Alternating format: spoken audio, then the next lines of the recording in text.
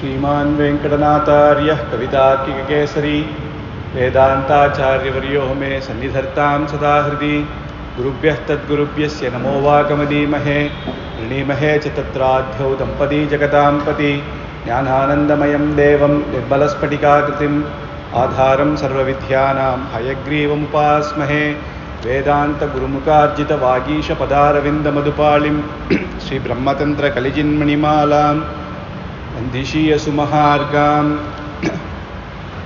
शिवपतिயான பகவான் நேத்தி அவதாரம் பார்த்தோம். ஏன் பகவான் அவதாரம் பண்றார் அப்படின்னாலே நமக்கு அனுகிரகம் பண்ண தர்ம சம்ஸ்தாபனார்த்தம் அப்படின்னு சாது ரக்ஷணம் துஷ்ட நிகிரகம் அப்படின்னு கண்ணன் கீதையிலே சொல்லியிருக்கார்.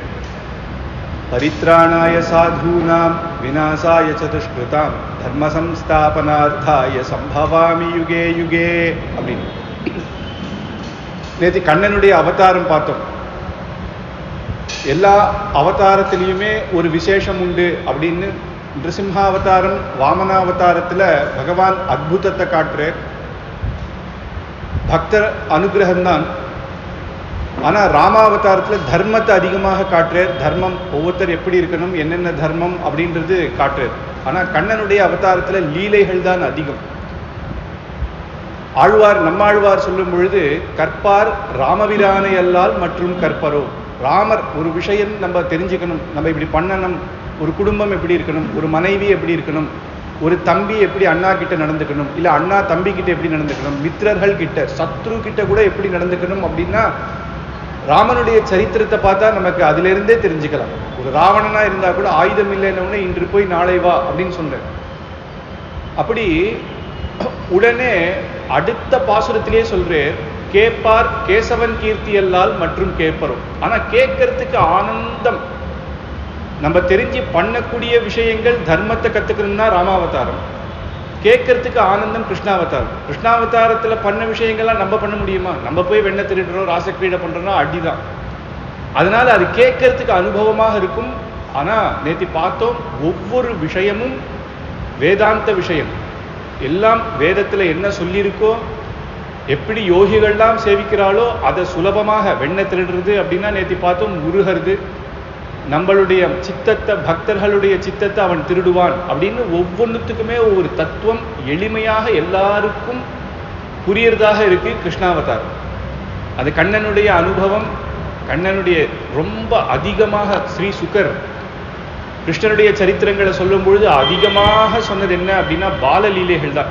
அவர் கோகுலத்திலையும் பிருந்தாவனத்திலையும் அவன் பண்ண பாலலீலைகள் நேத்தி பார்த்தோம். முதல்ல எல்லா கோபிகளும் கண்ணன் குழந்தையா இருக்கும்போது முதல் 2 மாசத்துல எங்காத்துக்கு நான் அழைச்சிட்டு போறேன், எங்காத்துக்கு நான் அழைச்சிட்டு போறேன் அப்படின்னுவா. யசோதாம்மா பார்த்தா இது என்னடா இது ஒரே வம்பா இருக்குன்னு டைம் டேபிள் போட்டு கொடுத்துட்டா. இன்னைக்கு இந்த கிழமை இவா, இந்த திங்கக்கிழமை இவாத்துக்கு, மத்தியானம் இவாத்துக்கு, அப்படிதான், இல்லைன்னா சண்டை வந்துடும். அந்த ஊர்ல அத்தனை பேரும் தன்னாத்து குழந்தையாதான் கண்ணனை பார்த்தா. அப்படியே கொஞ்ச நாள்ல மாறித்து. ஒரு 5-6 மாசம் அப்புறம் கண்ணன் தவழ ஆரம்பிச்சான். எங்காத்துக்கு வந்தாலே கண்ணன் ஏதாவது டியூட்டி பண்றான், நீயே வச்சுக்கோ, நீ வச்சுக்கோ, என்னால முடியல அப்படின்ற அளவுக்கு ஒவ்வொரு ஆத்துலையும் போய் துரும்புகள் பண்றான், வெண்ணை திருடுறான். நேத்தி ஒரு ஆத்துல பார்த்தோம், அந்த சரித்திரங்கள்லாம் நேத்தி பார்த்தோம். கோபிகள் எல்லாருமே பாரத தேசத்துல பக்தர்கள், ஆழ்வார்கள் முதல் கொண்டு பெரிய ஆழ்வார், அப்புறம் சூரதாஸ், எல்லாமே எந்த இடத்துல கண்ணனை மங்களாசாசனம் பண்ணியிருக்கா, பாடல்கள் பாடியிருக்கா. அதுல அதிகமாக பாடல் எது எப்படி இருக்குன்னா, யசோதை கிட்ட கோபிகைகள்லாம் கம்ப்ளைண்ட் பண்றது, அதுதான் அனுபவிக்கிறாள். ஒண்ணு தானே எங்காத்துல கண்ணன் இப்படி பண்ணான்னு சொல்றதாக தன்னை பாவிச்சுட்டு சொல்றா, இல்ல யசோதையா இருந்து கேட்கிறா கண்ணன் என்னென்ன பண்ணான்னு. அப்படி அந்தந்த அர்த்தங்கள்ல தான். ஒரு கோபிகை வந்தா எங்காத்துல வெண்ணை திருடினான் கண்ணன் அப்படின்றான். உடனே யசோதைக்கு என்ன, எப்ப பார்த்தாலும் கண்ணன் மேலேயே தப்பு சொல்றீங்க, நீங்க மேல உரியில வச்சிருக்கணும் இல்லை அப்படின்னா. இன்னொன்னு சொன்னா, அவன் ஒருத்தனா வந்தா தானே, ஒரு கூட்டமா ஒருத்தர் மேல ஒருத்தர் ஏறி மேல வச்சிருந்த வெண்ணையும் திருடிடுறான் அப்படின்னு. இன்னொன்னு, அப்ப நீ ஏன் வெளிச்சத்துல வைக்கிற, குழந்தைன்னா அப்படிதான் இருக்கும், நீ எங்கேயாவது இருட்டுல ஒழிச்சு வைக்க வேண்டியது தானே அப்படிங்கிறான்.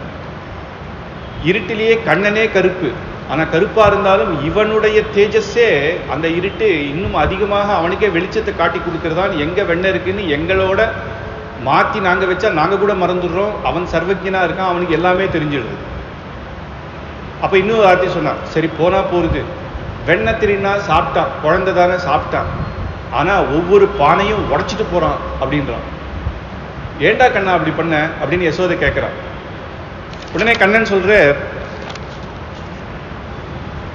ஏண்டா பண்ண அப்படின்னா அது பழைய பானைமா, பழைய பானையை அதில் வச்சு வச்சு வச்சு அவள் அதே நாத்தருது, இதை உடைச்சாலாவது புதுசாக ஒரு பானை வாங்குவா அப்படின்னு நான் உடைச்சிட்டேன் அப்படின்னு.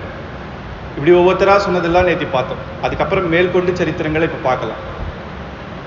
ஒரு கோபிகை சொல்றான், குழந்தைய கிள்ளி, இளம்பிள்ளை கிள்ளி எழுப்பி, எங்காத்து குழந்தை வெண்ணெய் ஏதோ வந்தான் சாப்பிட்டான்னு போகாம குழந்தை படுத்து இந்த தூளியில் இருந்த குழந்தைய கிள்ளி எழுப்பிட்டான் அப்படின்றான்.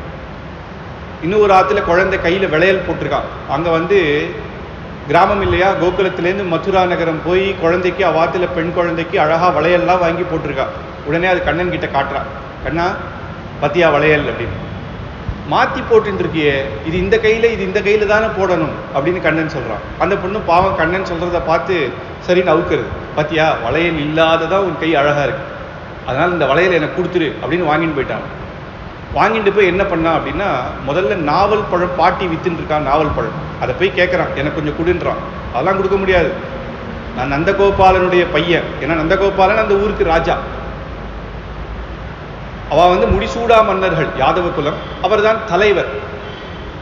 அப்போ அதெல்லாம் கிடையாது, பைசா கொடுத்தாதான் நான் தருவேன் அப்படிங்கிறான். சரி உடனே போனா, பாட்டி இந்தா வளையல்கள்லாம் இந்தா வச்சுக்கோ, இதை வச்சு எனக்கு நாவல் பழம் கொடு அப்படின்னு கொடுக்குறான்.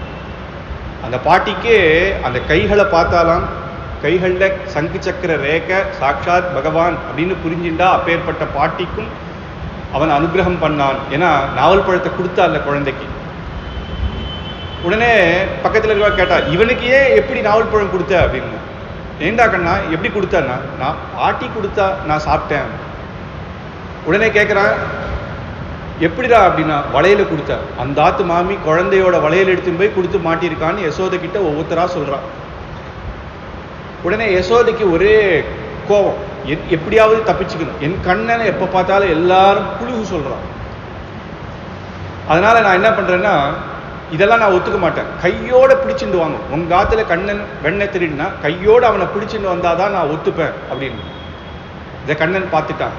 அன்னிலிருந்தே அப்பேற்பட்ட அற்புதங்களை நிகழ்த்துறான் அவனுடைய லீலைகள். இன்னைக்கு என்னன்னா 50 கண்ணனாக மாறி அந்த கோகுலத்துல எத்தனை இருக்கோ அத்தனை ஆத்துக்கும் போறான். அத்தனை கண்ணன் எல்லா ராத்திலையும் போய் திருடுறான், எல்லாரும் பிடிச்சிட்டா அவனை மாற்றத்துக்குன்னே. அவன் நினைச்சா இவளால பிடிக்க முடியாது, ஆனா இன்னைக்கு அவன் மாட்டணும்னு முடிவு பண்ணிட்டான். எல்லா கோபிகைகளும் அவனை கையில பிடிச்சுட்டான், யசோதை கிட்ட ஆசிண்டு வரான், எல்லா கோபிகைகளும் கையில பிடிச்சிட்டு வரான். ஆனா ஒரு கோபிகை தன் கையில இருக்கிற கண்ணன் தான் தெரியுது, மற்ற கோபிகை கிட்ட என்னடி சும்மா கையை இப்படி அடிச்சு வரிய, என்ன கை சுழுக்கா அப்படின்னு கேட்கிறான். எல்லாம் யசோதை கிட்ட வரா, யசோதம்மா கண்ணன் நீ சொன்ன இல்லையா, வா கையோட பிடிச்சிட்டோம். கண்ணனியா, கார்த்தாலே இங்கே தானே இருக்கான் குழந்தை அப்படின்றான். இங்கே தான் காத்தால் நான் தான் சாதம் கொடுத்தேன், அவன் தான் சாப்பிட்டுட்டு இருக்கானே அப்படின்னு. எங்க கூப்பிடு, இங்க பார் அப்படிங்கிறான். என்னடி எல்லாம் கையை சும்மா இப்படி கையை வச்சுட்டு கண்ணன் இருக்கான்னா என்ன, உங்களுக்கு கண்ணன் கண்ணன் ஏதாவது சொல்லணுன்னே உங்களுக்கு பித்து பிடிச்சிடுது அப்படின்றான். உடனே கண்ணா அப்படின்னு கூப்பிட்டா உள்ளேருந்து ஓடி வரான், அம்மா அப்படின்னு. இத்தனை பேர் கையிலையும் கண்ணன் இல்லை, அங்கேருந்து ஓடி வரான். யாருக்குமே ஒன்றும் புரியல, அப்பேற்பட்ட ஆச்சரியங்கள்லாம் நடத்தின்னு இருக்கான். அவளுக்கும் கண்ணனை சொல்றாளே தவிர கண்ணன் இல்லாட்டி கஷ்டமா இருக்கு. இன்னைக்கு கண்ணன் ஆத்துக்கு வரல அப்படின்னா அவளால் முடியல, வந்துட்டாலும் படுத்துறேன்னு போய் சொல்றான், வரலன்னா கண்ணன் இல்லை. எப்பயுமே திவ்ய தேசங்கள்ல கூட பார்த்தா பெருமாள் ஏழ்றேர் அப்படின்னா, நம்ம ஆத்துல பெருமாள் ஏழ்றேர் அப்படிங்கும்பொழுது அவள் என்ன சொல்லுவான்னா, ஆத்துக்கு கண்ணன் ஏழ்னா கண்ணன் ஏழ்றான்னு. பெருமாள் மற்றவாளுக்கெல்லாம் ரங்கநாதன் திருவேங்கடமுடியான்னா பெருமாள் ஏழ்றார், கண்ணன் நம்ம ஆத்துக்கு வரான். நம்ம ஆத்து வாசல்ல கண்ணன் வந்தா எங்க வேற ஊருக்கு எப்படி நாம் போறது? கிருஷ்ணாஷ்டமி மறுநாள் எல்லா ஊர்லயும் கண்ணன் எழுதுவார். அப்படி ஆச்சரியமாக அந்த அனுபவங்கள்லாம் பார்த்து யசோதை பிரமிச்சு போறா. இப்பேற்பட்ட இந்த வெண்ணெய் திருடுற சரித்திரமே பல பல மகாராஷ்டிர பாஷையிலையோ தமிழ் பிரபந்தங்கள்லையோ எல்லா இடத்துலையும் அற்புதமாக ஆழ்வார்கள் மங்களாசாசனம் பண்ணியிருக்காங்க. அதுக்கப்புறம் கண்ணன் குழந்தைகளோட விளையாடும் பொழுது ஒரு நாள் மண்ணு சாப்பிட்றான். மண் இது என்னடா புதுசா பலராமன்னா பார்த்துட்டான். எல்லா குழந்தைகளும் போய் யசோதம்மா கிட்ட சொல்றா, யசோதம்மா யசோதம்மா கண்ணன் மண்ணு சாப்பிட்றான் அப்படின்னு. எப்பயுமே யசோதா அவ்வளோ சீக்கிரம் நம்ப மாட்டான். ஏதாவது ஒன்று சொல்லாதீங்களா, எப்போ பார்த்தாலும் கண்ணன் மேலே ஏதாவது சொல்றீங்க. பலராம அண்ணா வந்து சொல்றான். பலராமன் பொய்யே சொல்ல மாட்டேன், ரொம்ப சாது. விளையாட்டுலெல்லாம் கூட ஒரு ஆற்று வாசல் இவ பந்து விளையாடுறான்னு வச்சுக்கோங்களேன், பலராமன் அண்ணா என்ன சொல்லுவார்னா, அவ ஆற்றுல மத்தியானம் தூங்குவாடா, இந்த பக்கம் விளையாடவானா அப்படின்னா கண்ணன் சொல்லுவான், இப்போ இந்த ஆற்றுல தான் விளையாடணும். என்ன மத்தியானம் என்ன தூக்க வேண்டியிருக்கு, எழுந்துக்கிட்டோம் அப்படின்னு அந்த இடத்துல தான் விளையாட வைப்பாங்க. எப்பயுமே கண்ணன் பலராமன் மாற்றி மாற்றி. பலராமன் அவ்வளவு சமுத்து. அப்போ பலராம அண்ணாவே வந்து யசோதை கிட்ட சொன்ன உடனே கோவம் வந்து நேராக ஓடி வந்தா, கண்ணா என்ன மண்ணு சாப்பிட்டியா அப்படிங்கிறா. இல்லைம்மா அப்படின்னு. எல்லா பசங்களும் சொன்னாலே பொய் சொல்றாமா, பலராம அண்ணா சொன்னானேடா அப்படின்னா. பலராம அண்ணா கூட இப்பெல்லாம் பொய் சொல்ல ஆரம்பிச்சிட்டாம்மா. உடனே காட்டுறா வாய, பொய் சொல்றியா அம்மா கிட்ட, வாயை திறந்து காட்டு அப்படிங்கிற. கண்ணன் ஞான ரீதியா பார்த்தா அவன் மண்ணை சாப்பிடல. எப்படி அப்படின்னா, சகல ஜகத்தும் அவனுடைய திருமேனி தானே, சகல லோகத்திலையும் வியாபிச்சு இருக்கான். சாப்பிடுறதுன்னா வெளி வஸ்துவை எடுத்து நம்ம வாய்க்குள்ள போட்டுட்டாதான் சாப்பிடுறது. அவன் தான் சகல லோகத்திலையும் அவன் இருக்கானே. அப்ப வெளி வஸ்துன்னு ஒண்ணு கிடையவே கிடையாது. பெருமாள் இல்லாத வெளி வஸ்து என்ன? இந்த சகல லோகமும் அவனுடைய திருமேனி தானே. விஸ்வரூபத்தில் பார்த்தா எல்லா உலகங்களும் அவனுக்கு அடக்கம். அப்ப மண்ணும் அவனுடைய இது தானே. அப்ப அவன் சாப்பிடல. ஞானிகளா யோசிச்சா அது கரெக்டு தான், அவன் போய் சொல்லல. ஆனா லோக ரீதியா பார்த்தா குழந்தை மண்ணு சாப்பிட்டான், குழந்தைதான் சொல்றது கரெக்டு தான், அம்மா வாய் திறந்து காட்டுடா அப்படிங்கிறான். அப்போ உடனே அழுதுண்டே அம்மா கிட்ட வாய் திறந்து காட்டுறான். அந்த சகல லோகங்களும் அந்த திருவாயிட்டுல தெரியுது. அங்க அப்பேற்பட்ட 7 புவனங்கள், பூபுவசுவ மகோலோகங்கள், அத்தலவித்துல பாத்தாளம் 7 லோகங்கள் அதுல தெரியுது. அதுல ஒரு பூமி, அந்த பூமியில பாரத தேசம், அதுல பிருந்தாவனம், அதுல யசோதா அம்மா கண்ணனை திருப்பி வாயில காட்டுன்றா. அதுக்குள்ள லோகம், அதுக்குள்ள லோகம், அதுக்குள்ள லோகம்னு அப்படியே பார்த்தா யசோதை உடனே அப்படியே மயங்கி உண்டு. அம்மா கிட்ட தன்னுடைய பரத்வத்தை காட்டணும் அப்படின்ற அவசியம் கண்ணனுக்கு கிடையாது. கண்ணன் அதுக்காக அவதாரம் பண்ணல. அவன் எதுக்கு அவதாரம்? அடி வாங்கறதுக்கு தான் அவதாரம். நமக்கு வேதத்திலேயே சொல்லியிருக்கு, சாட்சாத் பரபிரம்மம் அவருக்கே ஒரு ஆசையா. நமக்கு ஒரு அப்பா அம்மா இல்லையே. எல்லா லோகத்துல பார்க்கறான், குழந்தைகள் எல்லாம் அவ அப்பா அம்மா கொஞ்சறதை பார்த்து நம்மளை கொஞ்சம் ஒருத்தன் இல்லையே அப்படின்னு தான் அவதாரங்கள் பண்றான். வாமன அவதாரம் பண்ணும்பொழுது என்ன ஆயிடுதுன்னா, பிறக்கச்சியே வட்டுவாக பிறக்கிறான். அப்படின்னா ஒரு 5-6 வயசு அந்த குழந்தை அப்படிதான் பிறக்கிறான். ஏன்னா பிறந்த உடனே அவனுக்கு உடனே போய் அவளுடைய தேவர்களை காப்பாற்றணும். அவளுடைய சொர்க்கலோகத்தை மகாபலி எடுத்துட்டார் இல்லையா, அது யாச்சகமா கேட்க போறேன். அதனால அவதாரம் பண்ண உடனேயே அவருக்கு உபநயனம், உடனே கிளம்பிட்டார் யாச்சகம் கேட்கறதுக்கு மகாபலி. அம்மா கொஞ்சறது அப்படின்றது அந்த இடத்துல இல்லை. ராமாவதாரத்துல ராமன் அவதாரம் பண்ண சர்க்கத்திலே விஸ்வாமித்திரர் வந்துட்டேர் கல்யாணத்துக்கு. அப்போ தசரதர் கல்யாணம் பண்ணணுன்ற அந்த மாதிரி சரித்திரம் உடனே ஆயிடும். அப்ப இந்த இடத்துல தான் பாலலீலைகள் அதிகம். சர்க்கம் தசமஸ்கந்தத்துல முதல் பாகம் பூர்த்தியா கண்ணனுடைய விளையாட்டுகள் தான். அவனுடைய 10 வயசுக்குள்ள நடந்ததுதான் இத்தனையுமே. 11வது வயசுல தான் கம்சவதம். அதுக்கப்புறம் தான் அவன் மதுரா நகரத்துக்கு ராஜாவாய் அங்கிருந்து துவாரகாவுக்கு போறதெல்லாம் 11வது வயசுக்கு அப்புறம் தான். குழந்தையா இருக்கும்போது தான் இத்தனை லீலைகளும் பாகவதத்துல தசமஸ்கந்தத்துல முதல் பாதி பூர்த்தியா ஸ்ரீ சுகர் இதை விஸ்தாரமாக சொல்றார். அப்பேற்பட்ட அந்த யசோத அம்மாவுக்கு தன்னுடைய லோகத்தை காட்டினான். அது என்னன்னா சத்தியம், அவன் சொன்னது சத்தியம், அவன் வெள்ளைன்னு சாப்பிடல அப்படின்றதும் அங்க புரியுது.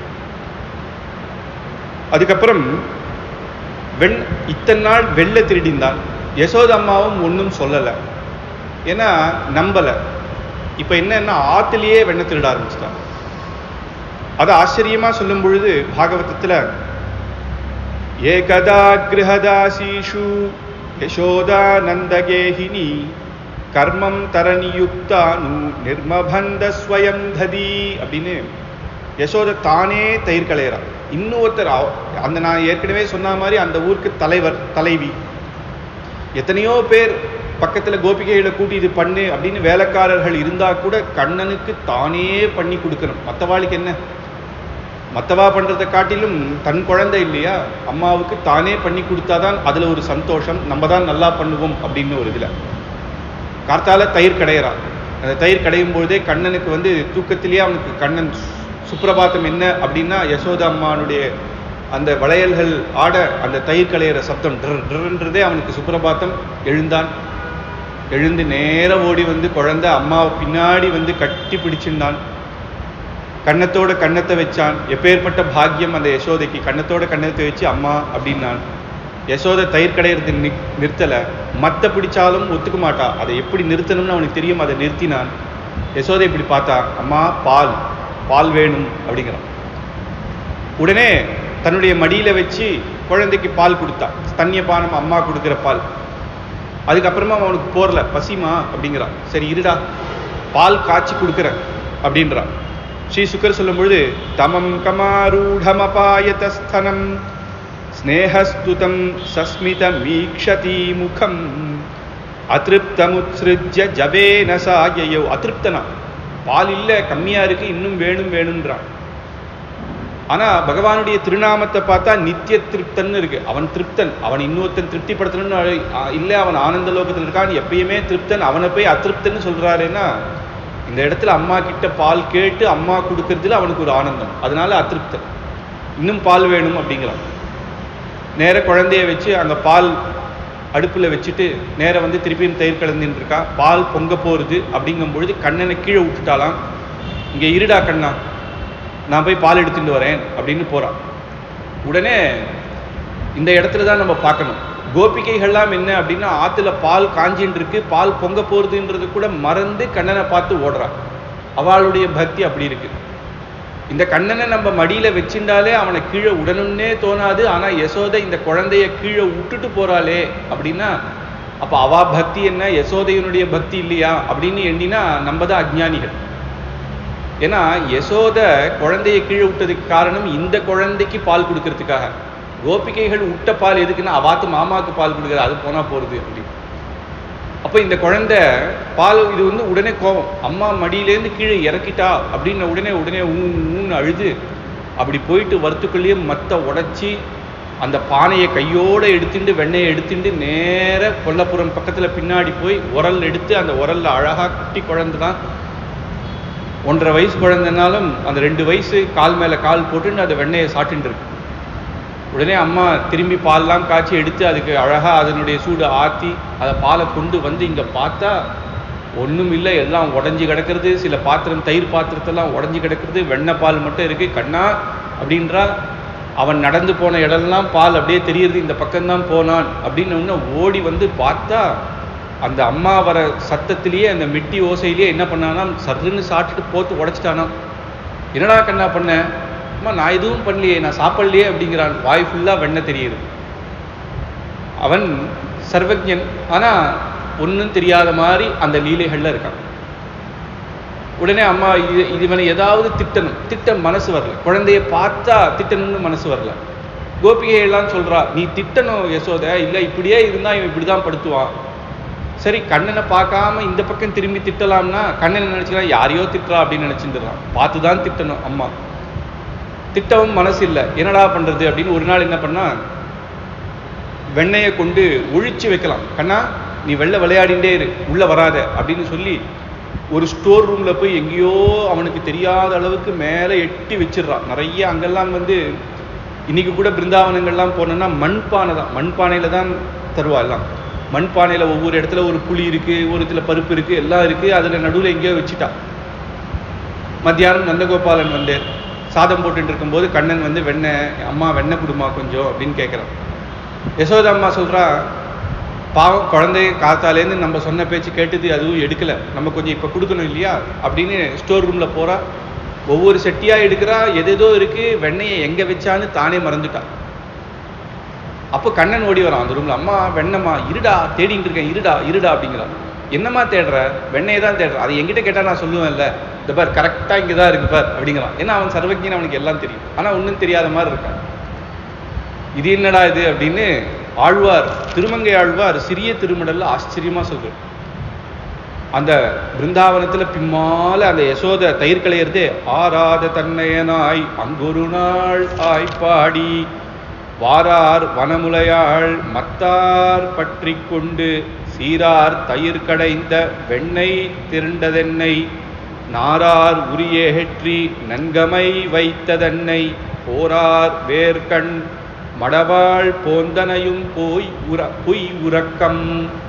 அம்மா கார்த்தால பிம்மால இவன் ஏந்துடுறான் அப்படின்னு சொல்லிட்டு 4 மணிக்கே ஒரு நாள் எழுந்துட்டாலும் தயிர் களைஞ்சிட்டு இருக்கா. இவன் தூங்குறது போல பொய் உறக்கம். ஆனா இவனுக்கு தெரியுது அம்மா தயிர் களைஞ்சிட்டு இருக்கான்னு. ஓராதவன் போல் உறங்கி அறிவுற்று குழந்தை தூங்கிட்டு இருக்குன்னு அம்மா பார்க்குறான். எல்லாத்தையும் மேலே வச்சுட்டா. மணி 5 தானே, இன்னும் கொஞ்ச நாள் ஒரு 10 நிமிஷம் தூங்கலாமே அப்படின்னு கண்ணனை பார்க்குறா. நல்லா தூங்கிட்டு இருக்கு குழந்தை. சரி இவனுக்கு தெரியாது அப்படின்னு ஒரு 10 நிமிஷம் அப்படி அசந்து கொஞ்சம் படுத்துக்கலான்னு படுத்துட்டாலாம். 10 நிமிஷம் கழிச்சு எழுந்து போய் அங்கே பார்த்தா ஒன்றுமே இல்லை. ஆறாத வெண்ணெய் விழுங்கி அப்படின்னு தாரார் தடம் தோளால் உள்ளதவும் கை நீட்டி, எவ்வளவு தூரம் கை போகுமோ இவ்வளோ தூரத்துக்கு கையை உள்ள விட்டு வெண்ணெயெல்லாம் எடுத்து சாப்பிட்டு தயிர் பாத்திரம் கீத்திரம் பானையெல்லாம் திருப்பி உடைச்சிச்சா இதுல வெண்ணையே இல்லையே அப்படின்னு கோபம் உடைச்சி அருகிருந்து மேரார் குடமுருட்டி முன் கிடந்த தானத்தே ஒவ்வொன்றுத்தையும் உடைச்சானாம். இப்படி அம்மா எழுந்து பார்த்தா 10 நிமிஷம் தூங்கினது ஒரு தப்பா? அப்படி அசந்து இப்படி படுத்து ஏந்ததுக்குள்ளே இங்க ஆத்தை இப்படி திருப்பி போட்டானே. ஓராதவன் போல் கடைந்தானை கண்டளவும். உடனே கோபம் வந்துதான். இன்னைக்கு இவனை திட்டியே ஆகணும். காரார் புனதோர் இயறிவரல்லால் நீரார் இது செய்தீர் என்று நெடும் கையிற்றால். நீயா இது செய்த? ஆழ்வார் சொல்லும் போது நீரா இது செய்தீர். சின்ன குழந்தையே தப்பு பண்ணா நம்ம சில வாட்டி அதை திட்டும்போது நீ ஓ பெரியவனாயிட்டியோ, நீதான் இப்படி பண்ணியோ, நீதான் இப்படி பண்ணியோ அப்படின்னு சொல்லுவோம் இல்லையா? அந்த மாதிரி நீரா இது செய்தீர், இது நீதான் பண்ணியா கண்ணா, இப்ப நான் உன்னை என்ன பண்றேன் பார், இத்தனை நாள் அடிக்க மனசு வரல, ஒரு கயர் எடுத்தா ஒரு உரல் எடுத்தா நான் உன்னை இப்ப கட்டுறேன் பார் அப்படின்னு துரத்து ஓடுறா. கண்ணன் ஓடுறான், கண்ணன் ஓடுறான், யசோத ஓடுறா, கண்ணன் ஓடுறான். நம்ம ஸ்ரீ சுக்கர் சொல்ற கண்ணனை பிடிச்சிட முடியுமா? எப்பேற்பட்ட யோகிகள் எத்தனையோ கோட்டி கோட்டி ஜன்மா தபஸு பண்றா, இந்த கண்ணனை பிடிச்சிட முடியுமா? நச்சாந்தர்ண பகிரியஸ்ய நபூர்வம் நாபி சாபரம். சுகர் கிருஷ்ணனை கட்ட முடியுமா அப்படின்னு சொல்லிகிட்டே இருக்கார். அம்மா முடியல கண்ணா அப்படின்னு முடியல. அந்த ஓடி ஓடி ஓடி தனக்கு மூச்சு வாங்கி ஒரு க்ஷணம் நிற்கும் போது அவனே பக்கத்தில் வந்து அகப்பட்டுட்டான். ஏன்னா கண்ணா என்னால் முடியல அப்படின்றது தான் சரணாகதி. பக்தி யோகங்கள், கர்மஜான பக்தி யோகங்கள் எனக்கு முடியல, நீதான் என்னை ரட்சிக்கணும்னு எவன் வருவானோ அவனுக்கு உடனே சரணாகதி. பக்தி யோகம் பண்றேன்னா பண்ணட்டுமே, அவனுக்கு சாமர்த்தியம் இருக்கு பண்ணட்டும் அப்படின்னு விட்டுரு. அப்போ அந்த அந்த அம்மா முடியலன்னு உன்ன ஓடி வந்து அகப்பட்டுட்டானா உடனே ஒரு கயிறு எடுத்து கட்டுறான். அப்படி கயிறு கட்டினா இங்கே இவ்வளோ தூரம் தான் கயிறு வருது. உடனே பக்கத்தில் இருக்கவாளுக்கெல்லாம் தெரிஞ்சிருச்சு இன்னைக்கு யசோதை வந்து இவனை கட்ட போறான்னு. அவள் இத்தனை நாளாக சொன்னா கேட்கல. யசோதை நான் சொன்ன கேட்டியா, இப்போ தெரிஞ்சுதா, உங்க ஆத்துலேயே பண்ணானா அப்படின்னு ஒவ்வொருத்தரும் கயிறு எடுத்துன்னு வந்துட்டாலாம். கோவிலெல்லாம் திருமஞ்சனா நம்ம ஆத்துலேருந்து எல்லாரும் கொஞ்சம் கொஞ்சம் பால் எடுத்துன்னு போவா. அந்த மாதிரி கயிறு உற்சவம் எல்லாம் அவாவாத்துலேருந்து இந்த கண்ணனை நீ கட்டி போடணுண்டா அப்படின்னு அவாவாத்துலேருந்து கயிறு கொண்டு வரா. யசோதை மறுபடியும் ஒரு கயிறு கட்டி மறுபடியும் இப்படி சுற்றினா இன்னும் பாதி நிற்கிறது, இன்னும் வரல. சரி இன்னொன்று ஒரு கயிறு எடுத்து சுற்றினா இன்னும் நிற்கிறது. இப்படியே போயிட்டே இருக்கு. திருப்பியும் கண்ணா அப்படின்னு தன்னுடைய வயிற்று அப்படி அப்படி இழுத்துக்கிறானா, அகப்பட்டுட்டான், கயிறு அப்படியே கட்டிட்டான். அதனால அவனே அகப்படணும். நம்மாழ்வார் மதுர கவிகளுக்கு திருவாய்மொழி சொல்லிட்டு இருக்கும் பொழுது இந்த பாசுரம் வருது. அந்த கண்ணனுடைய லீலைகள் சொல்லும் பொழுது பத்துடை அடியவர்க்கு எளியவன் பிறர்களுக்கு அரிய வித்தகன். பத்துட அடியவருக்கு பக்தியினுடைய பார்த்து கண்ணா அப்படின்னு உருகி என்னால முடியல நீதான் எனக்கு அனுகிரகம் பண்ணணும்னு யார் இருக்கானோ அவனுக்கு எளியவன், ரொம்ப சுலபமா கிடைச்சிருவான். பிறர்களுக்கு வித்தகன். பிறர்களுக்குன்னா இங்க வந்து துஷ்டர்கள் சொல்லல. நான் ஞானத்தினால பகவான் அடைந்துருவேன் அப்படின்னு தன்னுடைய கர்வத்தில் இருக்கால அவனுக்கு அவன் அவ்வளவு சுலபமா அடைய மாட்டான். மலர் மகள் விரும்பும் அப்படின்னு சொல்லும்பொழுது எத்திரை உரலி நோடு. எப்படிப்பா சர்வேஸ்வரன் அவனை புரிஞ்சுக்கிறதே கஷ்டம். நம்ம ஏற்கனவே பார்த்தோம், பிரம்மஹாதிகள்லாம் போகும்பொழுதே அவளுக்கே கூட சில வாட்டி பகவான் சாட்சாத்காரம் கொடுக்க மாட்டான், அசரீர வாக்கில் பேசி அனுப்பிச்சிருவான்ற பார்க்குற குழந்தைய ஒரு உரல்ல போட்டு கட்டுறான்.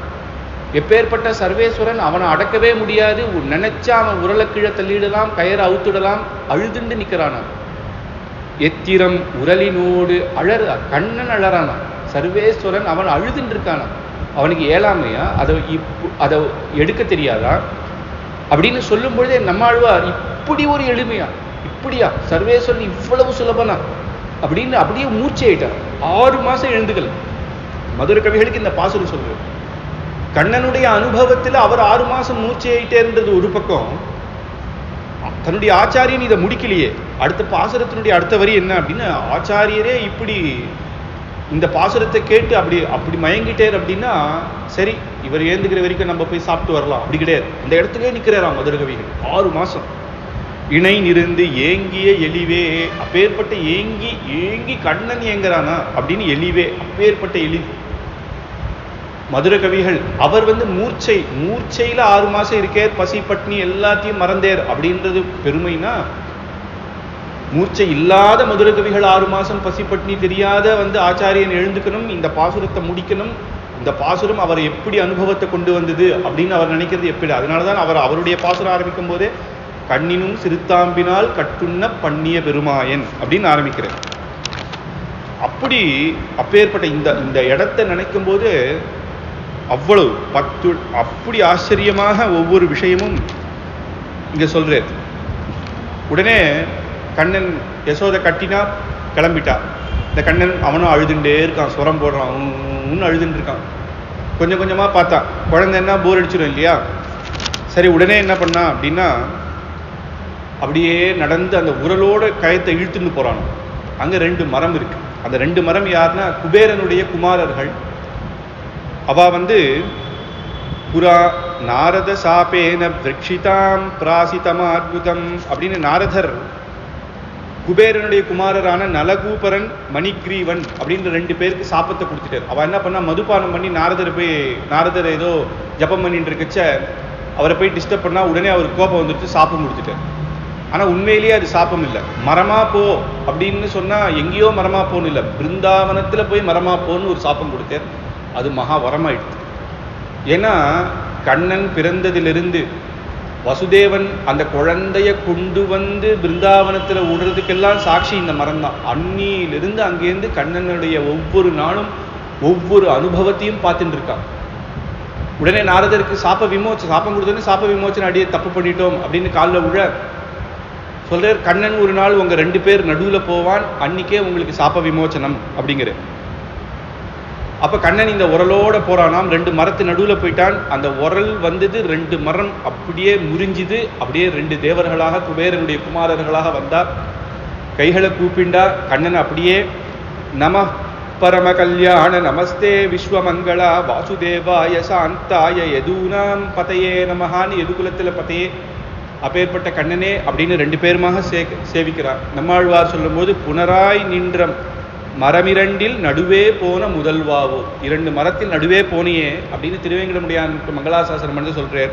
திணறார் சார்க துணபாதம் சேர்வது அடியேன் என்னாளே, உன்னுடைய திருவடியை அடியே நான் என்னாள், இன்னைக்கு என்னாள் அப்படின்னு நான் காத்துட்டு இருக்கேன். அப்படி கிருஷ்ணம் பிரணம்ய சிரசா கில லோகநாதம் பத்தாஞ்சலி விரஜசா விதமுச்சதுஸ்மஹா அப்படின்னு 2 பேரும் விழுந்து விழுந்து சேவிச்சு அஞ்சலி பண்ணி கிருஷ்ண கிருஷ்ண மகாயோகின் துவமத்ய புருஷ பரஹா வியக்தா வியக்தமிதம் விஸ்வம் தே பிரம்மணா விதுஹு அப்படின்னு கண்ணனை சேவிச்சு மங்களாசாசனம் பண்ணி இப்பேற்பட்ட உன்னுடைய ஒவ்வொரு லீலைகளும் பார்த்தோம். நீ ஒவ்வொரு ஆத்திலையும் வெண்ண திரிந்ததும் உன்னுடைய அனுபவம், கோபிகர்கள் உன்மீது வைத்த பிரேமை அத்தனையும் எங்களுக்கு கிடைச்சிது. கண்ணனை ஆத்துல வச்சுட்டு திருப்பி அவன் கிளம்புறான் அப்படின்னாலே மனசு கஷ்டமா இருக்கும். ஒருத்தர் வெளியூர்லேருந்து வந்தா கூட யசோதா ஆத்துல இருந்து கண்ணனோட விளையாடிட்டு திருப்பி கிளம்புறேன்னு சொல்லுவாளே தவிர போயிட்டு வரேன்னு ஆனால் போக மாட்டான். ஏன்னா மனசே இருக்காது அவனை விட்டு. ஆனால் இவா 2 பேரும் சொல்றாளாம், நீர் பண்ண அனுகிரகம்லாம் ரொம்ப சந்தோஷம், நாங்கள் கிளம்புறோம் அப்படிங்கிறான். கிளம்புறேன்னு எப்படி சொல்ல மனசு வந்தது? இத்தனை பேருக்கும் கண்ணனை பார்த்தா அந்த மனசே வராது. கோவிலே போய் நம்ம இன்னைக்கு அர்ச்சாரூபத்தில் பார்த்தாலும் அந்த பெருமாளை சேவிச்சுட்டே இருக்கணும்னு தான் தோன்றது, வெளில வரணும்னு தோணலை. ஆனால் இவா கிளம்புறாளேன்னா இவாளுக்கு எண்ணம் என்னன்னா, இப்பேற்பட்ட பாக்கியத்தை கொடுத்த நாரதரை இந்த க்ஷணமே போய் சேவிச்சு நாங்கள் உங்ககிட்ட அபச்சாரம் தான் பட்டோம், நீர் எனக்கு ஒரு சாபம் கொடுத்தேர், அது எப்பேற்பட்ட சாபமாக மாறித்து, நீர் எனக்கு அனுகிரகம் பண்ணேர் அப்படின்னு அவருடைய திருவடியில போய் உழணுன்றது இவாளுக்கு. உடனே கண்ணா அங்கே போய் நான் சொல்லணும், நாரதர்கிட்ட சொல்லணும், இந்த அனுபவத்தெல்லாம் எங்களுக்கு கொடுத்துறே அப்படின்னு எப்பேற்பட்ட அவரை போய் நாங்கள் சேவிக்கணும் அப்படின்றதுனால கிளம்பணும் அப்படிங்கிறா அப்படின்னு. அப்படி ஆச்சரியமா இங்க இருக்கார். அதனால தான் கண்ணனுக்கு பகவானுக்கு தாமோதரன் அப்படின்னு பேர். தாமம் அப்படின்னா கயர், அந்த உதரத்துல கட்டி போட்டிருக்கு. நந்தகோபாலன் வந்து பார்த்தே குழந்தைய கட்டி போட்டிருக்கு, மரம் ரெண்டு காணும், இவன் அப்படியே இன்னும் உரல் அப்படியே சுத்தின்ண்டே இருக்கான். என்னடா பண்ண கண்ணா அப்படின்னா, அம்மா தான் கட்டி போட்டா அப்படின்னா. அதுக்கப்புறம் அம்மா கிட்ட கேட்டா இத்தனை கதைகளும் சொன்ன உடனே, ஏன்னா இத்தனை பேர் சாப விமோச்சனம் பண்ணியிருக்கா, இவா 2 பேர் சாப விமோச்சனம் பண்ணால, அந்த கண்ணனை அந்த கயிறு அவுட்டு விட்டு போகக்கூடாதா? போலையா? ஏன் அப்படின்னா, அவ நினைக்கிறா கட்டினது யசோத, அவளுக்கு தான் அந்த பாக்கியம். பகவான் நம்மளை சம்சார பந்தத்திலேருந்து நீக்குவான், நமக்கு என்ன அதிகாரம்? அவனுக்கு அவுத்துக்கு தெரியாதா என்ன? இதை நம்ம பண்ணோம் அப்படின்னா நம்ம தான் அசடு அப்படின்ட்டு அவள் கிளம்பிட்டாவா. உடனே நந்தகோபாலன் வந்து அந்த கயிறை அவுத்து விடுறான். அது வரைக்கும் கண்ணன் அவன் அவுக்கவே இல்லை. அவனுக்கு அந்த சாமர்த்தியம் இருந்தால் கூட அதை பண்ணாத, அப்படி ஆச்சரியமான அந்த கோகுலத்தில் இப்போ ஏற்பட்ட ஆச்சரியமான லீலைகள் பண்ணிட்டு வந்திருந்தான் கண்ணன். 4-5 வயசாச்சு. கோகுலத்து பக்கத்தில் தான் பிருந்தாவனம், கோவர்தனகிரி, அதுக்கப்புறம் கொஞ்சம் தூரத்தில் இருக்கு. இந்த மாடுகள்லாம் இருக்கு இல்லையா, டெய்லி என்ன பண்ணணும்னா பிருந்தாவனத்து வரைக்கும் போய் காட்டிலெல்லாம் அந்த மாடுகள்லாம் மேயும். அதை காத்தால அழைச்சிட்டு போய் சாயங்காலம் வரணும். அதெல்லாம் அந்த எதுகுலத்தில் பாலகர்கள்லாம் பண்ணுவார். அப்போ கண்ணனுக்கும் அந்த 5 வயசானவுடனே கண்ணனும் சொல்றான் யசோத அம்மா கிட்ட, அம்மா நானும் போறேம்மா அப்படிங்கிறான். உடனே சரிப்பா, இந்த மாதிரி காட்டில் நீ ஜாகிரதையா இருக்கணும், இங்கேயும் அங்கேயும் போகக்கூடாது, அங்கே நிறைய விஷ ஜந்துக்கள்லாம் இருக்கும் அப்படின்லாம் சொல்றா. சொல்லி இதெல்லாம் சமுத்தா இருக்கணும், பலராம அண்ணா கையை பிடிச்சிட்டு தான் போகணும், வேற இது பண்ணக்கூடாது அப்படின்னு எல்லாம் சொல்லி, ஆற்றுல அந்த கண்ணு மாடுகள்லாம் அவுத்து அவனுக்கு அழகா ட்ரெஸ் எல்லாம் பண்ணி, அந்த பீதாம்பரம்லாம் கட்டி, அவனுக்கு மயில் தொகையெல்லாம் வச்சு அழகாக அலங்காரம் பண்ணி, அந்த மாடு கண்ணுகளை அவன் ஆசிண்டு போகிறதே பிருந்தாவனத்தில். அன்னைக்கு கார்த்தால எல்லாரும் ஆற்று வாசல் அந்த கண்ணன் போகிற அழகே பார்த்துட்டு இருப்பாளாம். ஒவ்வொரு குழந்தையும் கண்ணனோட சேர்ந்துடும். கண்ணா நான் வரேன் இன்னைக்கு, எல்லாரும் அவாவாத்து மாடு, அவளுக்கு எல்லாம் தெரியும், மாடு கண்ணுகள் எத்தனையும் கவுண்ட் வச்சுட்டு எல்லாரும் போவா. அங்கே போய் மாடு மேய்க்கும், அங்கேயே சாப்பாடு எல்லாம் கட்டிட்டு போவா, சாப்பிடுவா, வருவா. அப்படி சந்தோஷமா அந்த கோகுலத்துல அந்த 5 வயசு வரைக்கும் ஆச்சரியமாக பண்ணிட்டு இருக்கார். அப்போ ஆச்சரியமான அந்த இடத்துல லீலைகள் வேணுகானம் பண்ற. முதல்ல கண்ணன் என்ன பண்றான்னா, ஒரு புல்லாங்குழல் எடுத்து அவன் ஊதுறான். தேவர்கள்லாம் மேல வந்துட்டாலாம். இது என்ன சொல்றன்னு அவளுக்கே தெரியல. கண்ணன் சொல்றான், இதை நான் வாசிக்கும் போது மேல இருக்கிறவா தேவர்கள் பார்த்து தலையாட்டினார், அது போனா போறது, இந்த குழந்தைகள்லாம் தலையாட்டுறதான். இவனை பார்த்து அதுங்களும் ஒரு புல்லாங்குழல் எடுத்து வாசிக்கிறது. இதோட ஆச்சரியமாக எல்லாரும் சேர்ந்து அந்த கண்ணன் இவா தலையாட்டுறதை பார்த்து, அப்பா நம்ம நல்லா வாசிக்கிறோம் அப்படின்னு. அவனுக்கு யார் குரு? அவனே குரு அப்படின்னு அவனே ஒவ்வொரு நாள் ஒவ்வொரு ராகத்தை போட்டுண்டு எல்லாம் சந்தோஷமாக இருக்கா. அப்போ அந்த மாடுகள்லாம் இருக்கும்போது அங்கே விளையாடுவா, பசங்கள்லாம் விளையாடுவா. குதிரை தாண்டுற விளையாட்டு அப்படின்னு கண்ணன் குனியுவான், ஒவ்வொருத்தரா தாண்டணும். இது தேவர்கள்லாம் பார்த்தா, எப்படி இந்த பசங்களுக்கு இவ்வளவு பாக்கியம், அந்த கண்ணனை பிடிச்சு மேலே ஏறி தாண்டுற அளவுக்கு இவாளுக்கு என்ன, நம்மளும் அந்த மாதிரி பண்ணணும் அப்படின்னு அந்த தேவர்கள் எல்லாமே ஒரு பாலகர்கள் போல அவளும் ஒரு வேஷம் போட்டுன்னு வந்துட்டாலாம். பார்த்த உடனே தெரியுது இவா பக்கத்து ஊர். சரி, பக்கத்து ஊர்லேருந்து மாடு மேய்ச்சின்னு வந்திருக்கா அப்படின்னு கண்ணன் சொல்றாடே, அவள்லாம் பக்கத்து ஊர்றா, இல்லை நாங்களும் உங்களோட சேர்ந்து விளையாடுறோம். சரி விளையாடுங்கோ. கண்ணன் குனிகிறான். இந்த பசங்கள்லாம் ஏறி கண்ணனை பிடிச்சி முதுகில் குதிச்சுடுறதுங்க. அந்த பசங்க ஓடி வருது, அப்படி தொட்டதுமே கை கூப்பிட்டு. இது என்னடா வித்தியாசம்? அவள்லாம் வெளியூர் மனுஷா, ஞானிகள், அவன் சர்வேஸ்வரன்னு தெரிஞ்சவா. உடனே அவனை எப்படி தாண்டுறது, பரபிரம்மத்தை எப்படி தாண்டுறதுன்னு அவளுக்குள்ள ஒரு பயம், கையை கூப்பிடுறான். ஆனால் ஞானத்தோட கூடின பக்தி இவாளுக்கு அப்படியே பிரேம பக்தி. கண்ணன் நம்ம கண்ணன்டா, நம்ம கண்ணன் அப்படின்னு குதிக்கிறான். அப்படி இப்படி ஒவ்வொரு நாள் ஆடிட்டு இருக்கும் பொழுதே ஒரு நாள் அசுரன், வத்சாசுரன் அப்படின்னு வரான். ஒரு கண்ணு ரூபத்தில் வந்து இவாளை அடிக்க வரான். இதெல்லாம் கம்சன் அனுப்பிச்சு வரக்கூடிய அசுரர்கள். அப்போ கன்று குடிலாய் எரிந்தாய் உன் குணம் போற்றி அப்படின்னு ஆண்டாள் சொன்ன மாதிரி அந்த கண்ணை உடனே எரிஞ்சானாம். அவனை உடனே வதம் பண்ணிட்டான். ஆனால் சொல்றான், ஏய் ஆற்றுல போய் சொல்லிடாதீங்கடா, அம்மா கிட்ட சொல்லிடாதீங்க, நாளைக்கு திருப்பி அனுப்ப மாட்டான், பயமா இருக்கு அப்படின்னுவான். அதனால இதெல்லாம் அங்கே போய் சொல்லாதீங்கோ அப்படின்றான். புள்ளின்வான் கீண்டானை பொல்லா அரக்கனை அப்படின்னு பகாசுரன் வரான், ஒரு பக ரூபத்தில் வரான். ஒரு பக்கம் அப்படின்னு ஒரு வாத்து ரூபத்தில் அவன் வந்து கண்ணனை முழுங்க பார்க்குறான். கண்ணன் அப்படியே முழுங்க பார்க்குறான். 2 பக்கத்தை 2 கையால் அப்படியே எடுத்து கிழிச்சு எரிஞ்சிட்டேறான். புள்ளின்வான் கீண்டானை பொல்லா அரக்கனை கிள்ளி கலந்தானை கீர்த்திமை பாடிப்போம் அப்படின்னு ஆண்டாள் மங்களாசாசனம். இன்னைக்குமே திருவேங்கடமுடியானுடைய பிரம்மோத்சவத்தில் முத்துப்பந்தல் வாகனத்தில் இந்த அலங்காரம் பார்க்கலாம். அந்த பக்கத்தை 2 உடைக்கிற மாதிரி அந்த கண்ணனுடைய அலங்காரத்தை திருவேங்கடமுடியான் பண்ணுவான். அடுத்த நாள் காளிங்க நிறுத்தம். அப்படி அடுத்த நாள் என்ன பண்ணலாம், ஒவ்வொரு நாளும் ஒரு பிளான் போடுவா. பசங்கள்லாம் உட்காந்து நாளைக்கு என்ன பண்ணலாம் அப்படின்னு ஒன்று கண்ணன் சொல்கிறான். ஒன்று பண்ணலாம், நாளைக்கு வனபோஜனோத்சவம், எல்லாரும் அவாவாத்திலிருந்து அழகான பிரசாதங்கள்லாம் கொண்டு வாங்குவோம்.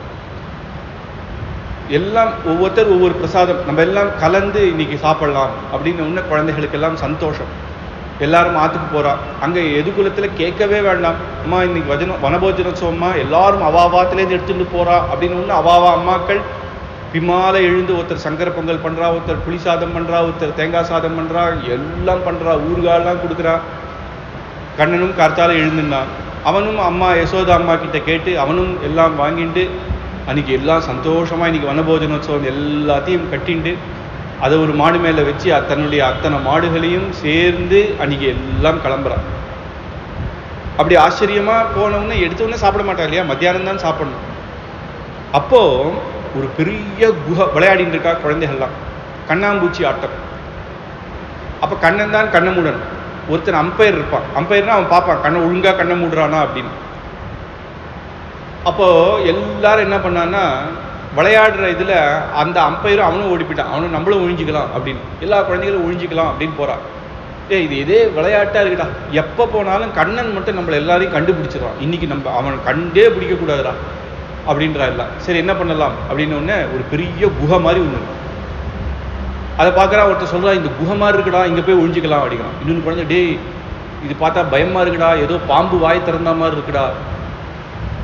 பாம்பு எப்படிடா இவ்வளோ பெருசாக இருக்கும் அப்படின்றான். இல்லைடா இது மலைப்பாம்புடா. மலைப்பாம்பெல்லாம் இருக்காதுடா, பாம்பு மலை அப்படின்னு மலையே பாம்பு மாதிரி இருக்கும்டா, நீ கவலைப்படாதடா அப்படின்னு. ஒரு குழந்தை சொல்கிறான், நேற்று இருந்ததாடா இது? இல்லையே, அப்போ ஏதோ பயமாக இருக்குடா. ஒரு குழந்தை சொல்கிறான், கண்ணன் இருக்காண்டா, என்ன ஆனால் நமக்கு என்ன அப்படின்னா. உன்னை எல்லாம் உள்ளே போகிறதுங்க, ஒன்று ஏறுறா, ஒன்று பிடிடா, ஒன்று கீழே விழுடுது, ஒன்று அழடுது. ஏன்டா அழறவன் ஆசிண்டு வர? அவன் வராட்டியும் அழறான்டா, ஆசிண்டு வராட்டியும் அம்மா கிட்ட அழறான், கூட்டின்னு வந்தாலும் அழறான் அப்படின்றான். ஒவ்வொருத்தரையா ஏற்றி எல்லாரும் போகிறான். கண்ணு மாடுகள் வெளில இருந்தால் கண்ணன் அதை வச்சு அது கத்துறதை வச்சு இவா எங்கே இருப்பான்னு கண்டுபிடிச்சிருவான். மாடுகளெல்லாம் ஏற்றுறா, கண்ணுகளெல்லாம் ஏற்றுறா அப்படின்னு எல்லாரும் அந்த குகைக்குள்ளே போயிட்டா. அது ஒரு அசுரன். அப்பேற்பட்ட அசுரன். அந்த அசுரன் எல்லாம் உள்ள போனவுடனே அந்த வாயை கொஞ்சம் குறைச்சு விடுத்தாங்க. உடனே பயந்துட்டா. எல்லாம் உள்ள போனவுடனே தெரிஞ்சிடுது இவன் அசுரனா வந்திருக்கான் அப்படின்னு. கண்ணா கண்ணா அப்படின்னு கத்தவுடனே கண்ணனுக்கு அந்த சப்தம் கேட்டதும் ஓடி வரான். அங்கேயும் இங்கேயும் பார்க்குறான். இது பெரிய பாம்புன்னு அவனுக்கு தெரிஞ்சிடுது. அதோடு அடிச்சேன்னா உள்ள இவாள்லாம் இருக்கா, இவாளுக்கு ஏதாவது ஆயிடுமோ அப்படின்னு என்ன பண்ணான்னா கொஞ்சமா திறந்துருக்கு இல்லையா, சின்ன ரூபத்தை எடுத்துட்டு அவன் உள்ள போயிட்டான். உள்ள போய் அதை கத்தியால கட் பண்ணி எத்தனையும் வெட்டி அப்படியே தான் உள்ளேருந்து எல்லாரையும் வந்து காப்பாத்தினாலும். எல்லாரும் கிருஷ்ணா கிருஷ்ணா. கண்ணனுக்கு என்ன கேடுதுன்னா கடைசியில ஒருத்தன் சொன்னான் பார், கண்ணன் இருக்காண்டா நம்மளை அவன் பார்த்துப்பான்டா அப்படின்னு. அந்த இதுதான் அவனுக்கு கேட்டது. இந்த குழந்தைகள் இந்த மாடு கண்ணுகள் எல்லாத்தையும் ரட்சிக்கணும் அப்படின்னு ஓடி வந்து எல்லாம் இது பண்ணவுடனே பலராமண்ணா மட்டும் இங்கேருந்து பார்த்து இது என்னவோ சரியில்லையே அப்படின்னு சொல்லிட்டு இருக்கார். அப்படி ஸ்வஜக்ஞோ ஸ்வஸ்ய போஜஹா அப்படின்னு ஆரம்பிச்சோடனே எல்லாருக்கும் மத்தியானம் 2 மணி ஆயிடுச்சு. சந்தோஷம் ஒரு பக்கம் தப்பிச்சதுனால, குழந்தைகள்னால பசி, எல்லாரும் பசி. கண்ணா சாப்பிடலாண்டா அப்படின்றா. நீ தான் வனபோஜனோத்சவம் ஆச்சு, அவாவா கொண்டு எல்லாம் எடுத்துன்னு வாங்கடா அப்படின்ற. கண்ணன் உட்காரான். கண்ணன் பக்கத்தில் ஒரு குழந்தை உட்காருது. இன்னும் குழந்தை, நான் தான் கண்ணன் பக்கத்தில் உட்காருவேன், நான் தான் கண்ணன் பக்கத்தில் உட்காருவேன் அப்படின்னு ஒன்று. கண்ணன் பார்த்தான், சரி இதெல்லாம் சரியா வரும், எல்லாம் சுற்றி உட்காருங்க, நான் நடுவில் உட்காருவேன். எல்லாருக்கும் பக்கத்தில் ஆயிடுச்சு. எல்லாரும் அவாவா கொண்டு வந்ததை எடுக்கிறான். எத்தனை குழந்தைகளுக்கும் பசி இருக்கும் இல்லையா? அப்போ நமக்கு என்ன தெரியும், அந்த பசியில் எடுத்து சாப்பிடணும்னு தெரியும்ல. கண்ணா இன்னைக்கு எங்கள் அம்மா புளிச்சாதம் கொடுத்துருக்கா, நீ சாப்பிடு அப்படின்னு எடுத்து கொடுக்குறது ஒன்று. கண்ணா நம்ம பாத்துல சக்கரை பொங்கல்டா, திராட்சைலாம் நிறைய போட்டிருக்காடா அப்படின்னு. எல்லா குழந்தைகளும் கண்ணா கண்ணான்னு கை நீட்டுறது. அவனும் ஒரு பக்கம் வாங்குறான். ஒரு கண்ணு சொல்றது, அவன் எச்ச பண்ணிட்டான்டா அப்படின்னா, டே இந்த பக்கம் தாண்டா எச்ச பண்ண, அந்த பக்கம் எச்ச பண்ணடா அப்படின்றது. அப்படி எல்லாரும் சந்தோஷமாக இவன் ஊற்றான், கண்ணன் அவளுக்கு ஊற்றான். மேலேந்து தேவர்கள்லாம் பார்க்கறா. ஏற்கனவே அந்த அசுரனை கொன்னதுலேயே அவள் புஷ்ப வருஷம் போட்டு சந்தோஷப்பட்டா. பிரம்மா வந்துட்டேறான். எப்பயுமே 2 பேருக்கு லீவே கிடையாது. பிரம்மாவுக்கும் யமனுக்கும் லீவே கிடையாது. சிருஷ்டி பண்ணிகிட்டே தான் இருக்கணும், ஒரு இடத்துல போயிட்டே தான் இருப்பா. இது ரெண்டுத்துக்கு இவா 2 பேருக்கு லீவே கிடையாது. ஆனால் பிரம்மா பார்த்தேன், நம்மளும் லீலைகளை பார்க்கணும், நம்மளும் கண்ணனுடைய அனுபவத்தை சேவிக்கணும் அப்படின்னு இன்னைக்கு வந்துட்டேறான். என்ன ஆனாலும் பரவாயில்ல அப்படின்னு. அவர் வந்து பார்த்த உடனே தேவர்கள்லாம் ஆஹா பிரம்மா வந்திருக்கார் அப்படின்னு எல்லாரும் பிரம்மாவை சேவித்து சொல்கிறான். இவ்வளோ லேட்டாக வந்தேரு, இப்போதான் ஒரு அசுரன், என்னமா கண்ணனுடைய லீலைகள் தெரியுமா அப்படின்னு ஒன்று. கண்ணன் ரொம்ப பிரம்மாவுக்கு ரொம்ப சந்தோஷம். இன்னைக்கு எப்படியாவது சில லீலைகளை நம்ம கண்ணனுடைய லீலைகளை நம்ம பார்த்துடணும் அப்படின்னு ஆச்சரியமா அங்கே பிரம்மா வந்து இருக்கும் பொழுது இந்த குழந்தைகள் ஒவ்வொருத்தரும் சாப்பிட்றத பார்த்து பிரம்மா நினைக்கிறேராம். திருவாராதனம் பண்ணும் பொழுது பகவானுக்கு ஒரு அபச்சாரங்கள்லாம் இல்லாத எப்படி ஒரு நைவேத்தியம் வைக்கிறதுக்கே பயப்படுவா. ஆனால் இந்த குழந்தைகளோ எவ்வளவு சந்தோஷமாக கண்ணா இந்தாடா இந்தாடா அப்படின்னு ஒவ்வொன்றும் கொடுத்துண்டு தன் பக்கத்தில் உட்காந்துண்டு அதோட விளையாடிண்டு தேவர்களுக்கு கூட கிடைக்காத ஒரு பாக்கியம் இப்பேற்பட்ட குழந்தைகளுக்கு கிடைச்சிருக்கே அப்படின்னு பிரம்மா ரொம்ப சந்தோஷப்படுறது. அப்படி ஒவ்வொருத்தரும் சாப்பிட்டு இருக்கா. சாப்பிட்டு இருக்கும் பொழுது பார்த்து சாப்பிட்றதுல எல்லாம் மறந்துட்டா. மறந்தவொன்னு பார்த்தா இந்த மாடு கண்ணுகள்லாம் மேய்ச்சிருந்தது இல்லையா, இதெல்லாம் காணும். இதெல்லாம் காணும்னு ஒன்று ஒரு பையன் மட்டும் சாப்பிட்டுட்டு ஏந்தானா, டே நம்ம மாடு கண்ணுகள்லாம் காணும் அப்படின்னா. உடனே கண்ணன் சொன்னான், சரிடா நீங்கள்லாம் போய் பாருங்கோ, நீங்கள்லாம் போய் பாருங்கோ அப்படின்னா போய் பார்த்துட்டு எல்லாருமே போனவாள்லாம் காணும். இப்படி ஒவ்வொருத்தராக காணாமல் போகிறா. கண்ணனுக்கு தெரியல. கடைசியில் யாருமே இல்லை. கண்ணன் சொல்கிறான், நான் போய் பார்த்துட்டு வரேன், இருக்கிறவங்க இங்கே இருங்கோ அப்படின்றா. அங்கே போகிறான். திருப்பி வந்தால் இவாளும் காணும். அங்கே இருக்கிற சகல பாலகர்கள் யார் யாரெல்லாம் இன்னைக்கு வந்தாலோ, யார் யார் பசுமாடு கண்ணு எதுவுமே காணும். கண்ணன் புரிஞ்சுட்டான், இது பிரம்மாவினுடைய லீலை, பிரம்மா லீலை அப்படின்னு எங்கேயுமே பார்க்க முடியாது. இந்த பிரம்மா என்ன பண்ணாரா, இந்த குழந்தைகள் எல்லாரையும் எடுத்துன்னு போயிட்டாராம். எதுக்கு அப்படின்னா, என்னதான் பண்ணான்னு கண்ணன் பார்த்துக்கலாம், என்ன பண்ணுவான்னு பார்ப்போம் அப்படின்ற எண்ணம் கிடையாது. பிரம்மாவுக்கு பரம கண்ணனுடைய குணங்களை பார்க்கணும்னு தான் அவர் இங்கே வந்திருக்கார். இந்த பாக்கியசாலிகளை ஒரு பிரம்மலோகத்தில் கொஞ்ச நாள் வச்சு இவாளுக்கு விருந்து கொடுக்கணும். எப்பேற்பட்ட இவாளை, ஏன்னா பகவானை சேவிக்கிறது அப்படின்றது ஒன்று, பாகவதோத்தமர்களை சேவிக்கிறது அப்படின்றது இன்னும் வசதி. அதுதான் குலசேகர ஆழ்வார் நமக்கு எடுத்துக்காட்டுறார். அவர் சொல்றார் திருமலையில் சாட்சாத் பகவான் என்று சொல்லும்போது கோனேரியில் மீனாய் ஆவேனே அப்படிங்கிறது. பெருமாளுடைய திருக்குளத்தில் மீனா இருக்கேன்னா என்ன லாபம் அப்படின்னா, அங்கே பரம பாகவதோத்தமர்கள்லாம் வந்து அனுஷ்டானங்கள் பண்ணுவா, தீர்த்தமாடுவா, அவளுடைய கால்களை வந்து மீன் கொத்தும், அதை அந்த பாத ஸ்பரிசம் அதுக்கு கிடைக்கும். அப்படி குலசேகர ஆழ்வார் தன்னை ஆசைப்படுறார், நான் ஒரு கோனேரியில் மீனாய் ஆவேனே அப்படின்னு. அது இல்லாமல் பெருமாள் 7 பேர். அப்போ அவர் வருஷத்துக்கு ஒரு வாட்டி பிரம்மோத்சவம், சக்கரஸ்நானம், தீர்த்தவாரி அப்படிங்கும் பொழுது அவர் 7 பேர். அப்போ பெருமாளையும் சேவிக்கலாம். அதை விட வசதி பரம பாகவதோத்தமர்களுக்கு கைங்கரியம் பண்ணுறது ஒன்று.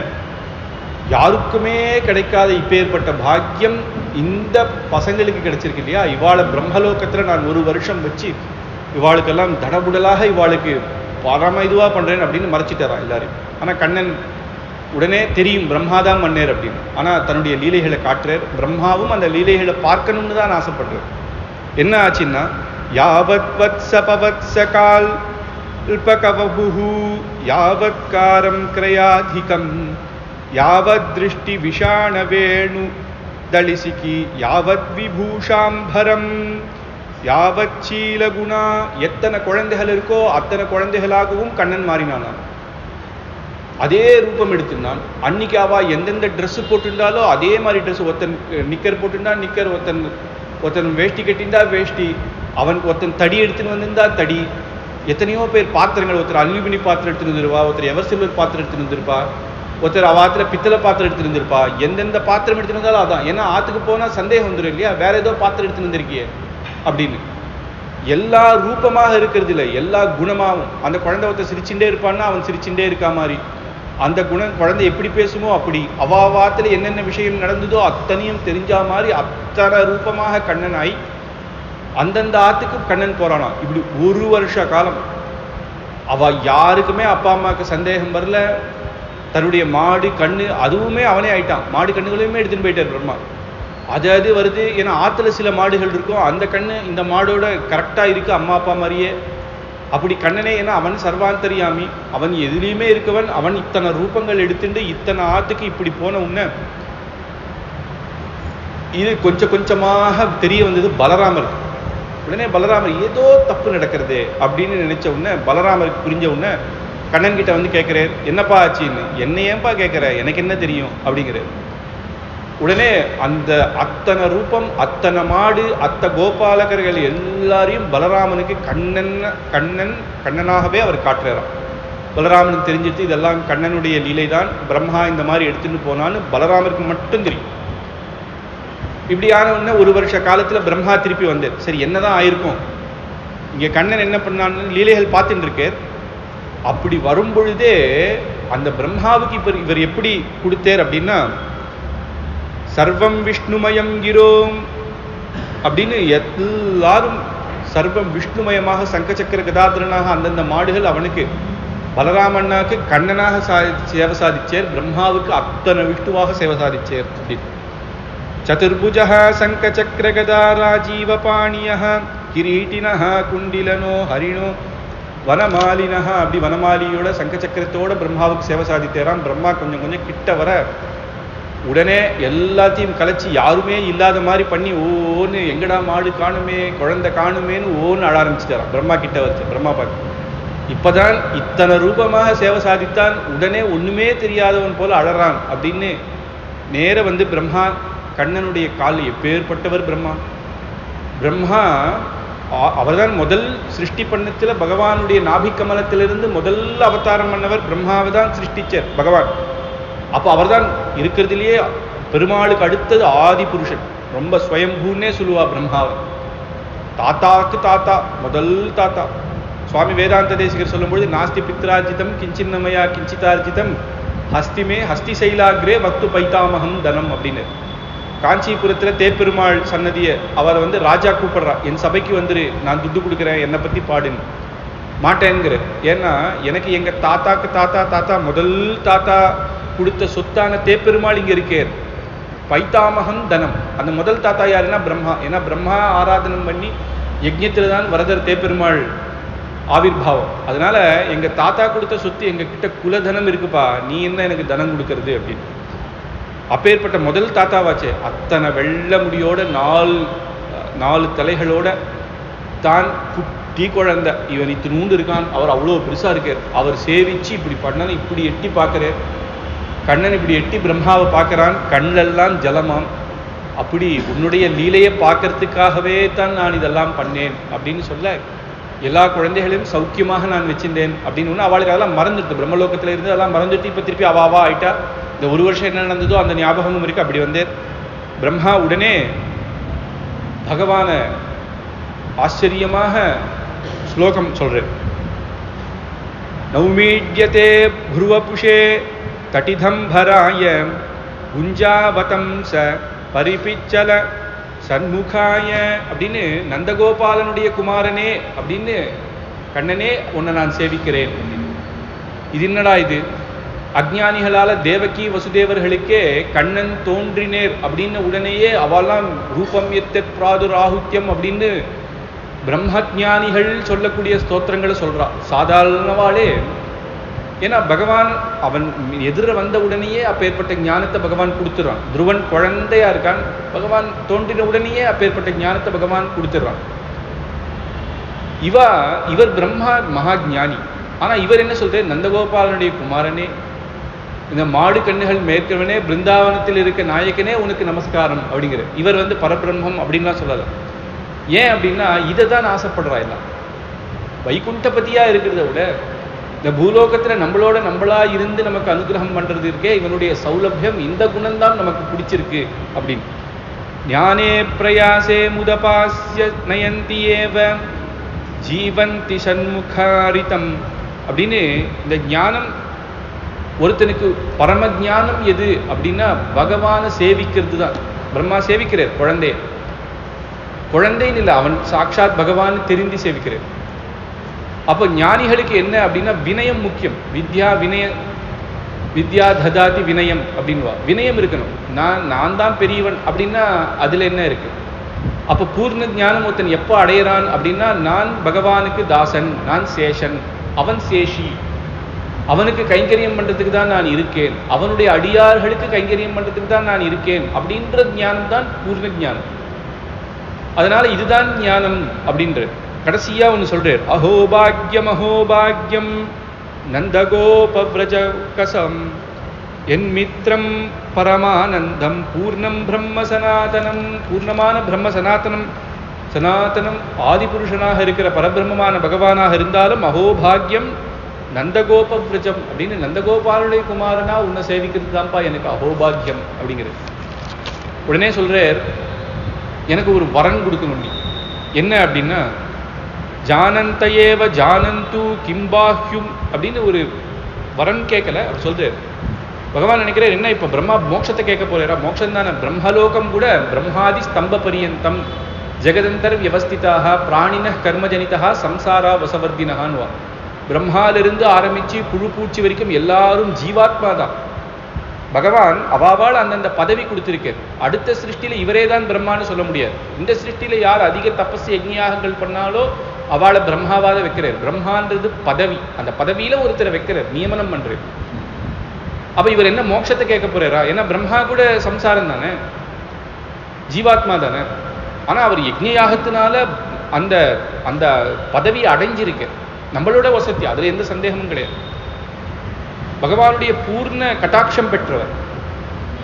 ஆனா அவர் சொல்ற, அப்ப என்னதான் கேட்க போறாரு? என்ன மோட்சத்தை கேட்க போற? மோட்சம்லாம் வேணா சுவாமி. அப்ப என்ன வேணும்னா, பிருந்தாவனத்துல இருக்கணும். பிருந்தாவனத்துல என்ன, கோபிகைகள் மாதிரி நீயும் ஒரு அவதாரம் பண்றியான்னா, அதுக்கான பாக்கியம் நான் பண்ணல. அவா என்ன பாக்கியம் பண்ணா, எனக்கு அந்த தகுதி இருக்கோன்னு கூட தெரியல. பிரம்மா சொல்ற, அப்ப என்ன ஒரு மரமாக இருக்கியா அப்படின்னா, மரமாக இருக்கிறது கூட எனக்கு யோக்கியத்தை இல்லை. ஏன்னா கண்ணன் மரத்து மேல ஏறுவானோ, அவனுக்கு சேரு கீரெல்லாம் இல்லை, மரத்து மேலதான் ஏறுவான், அது மேலதான் வேணுகானம் பண்ணுவான்.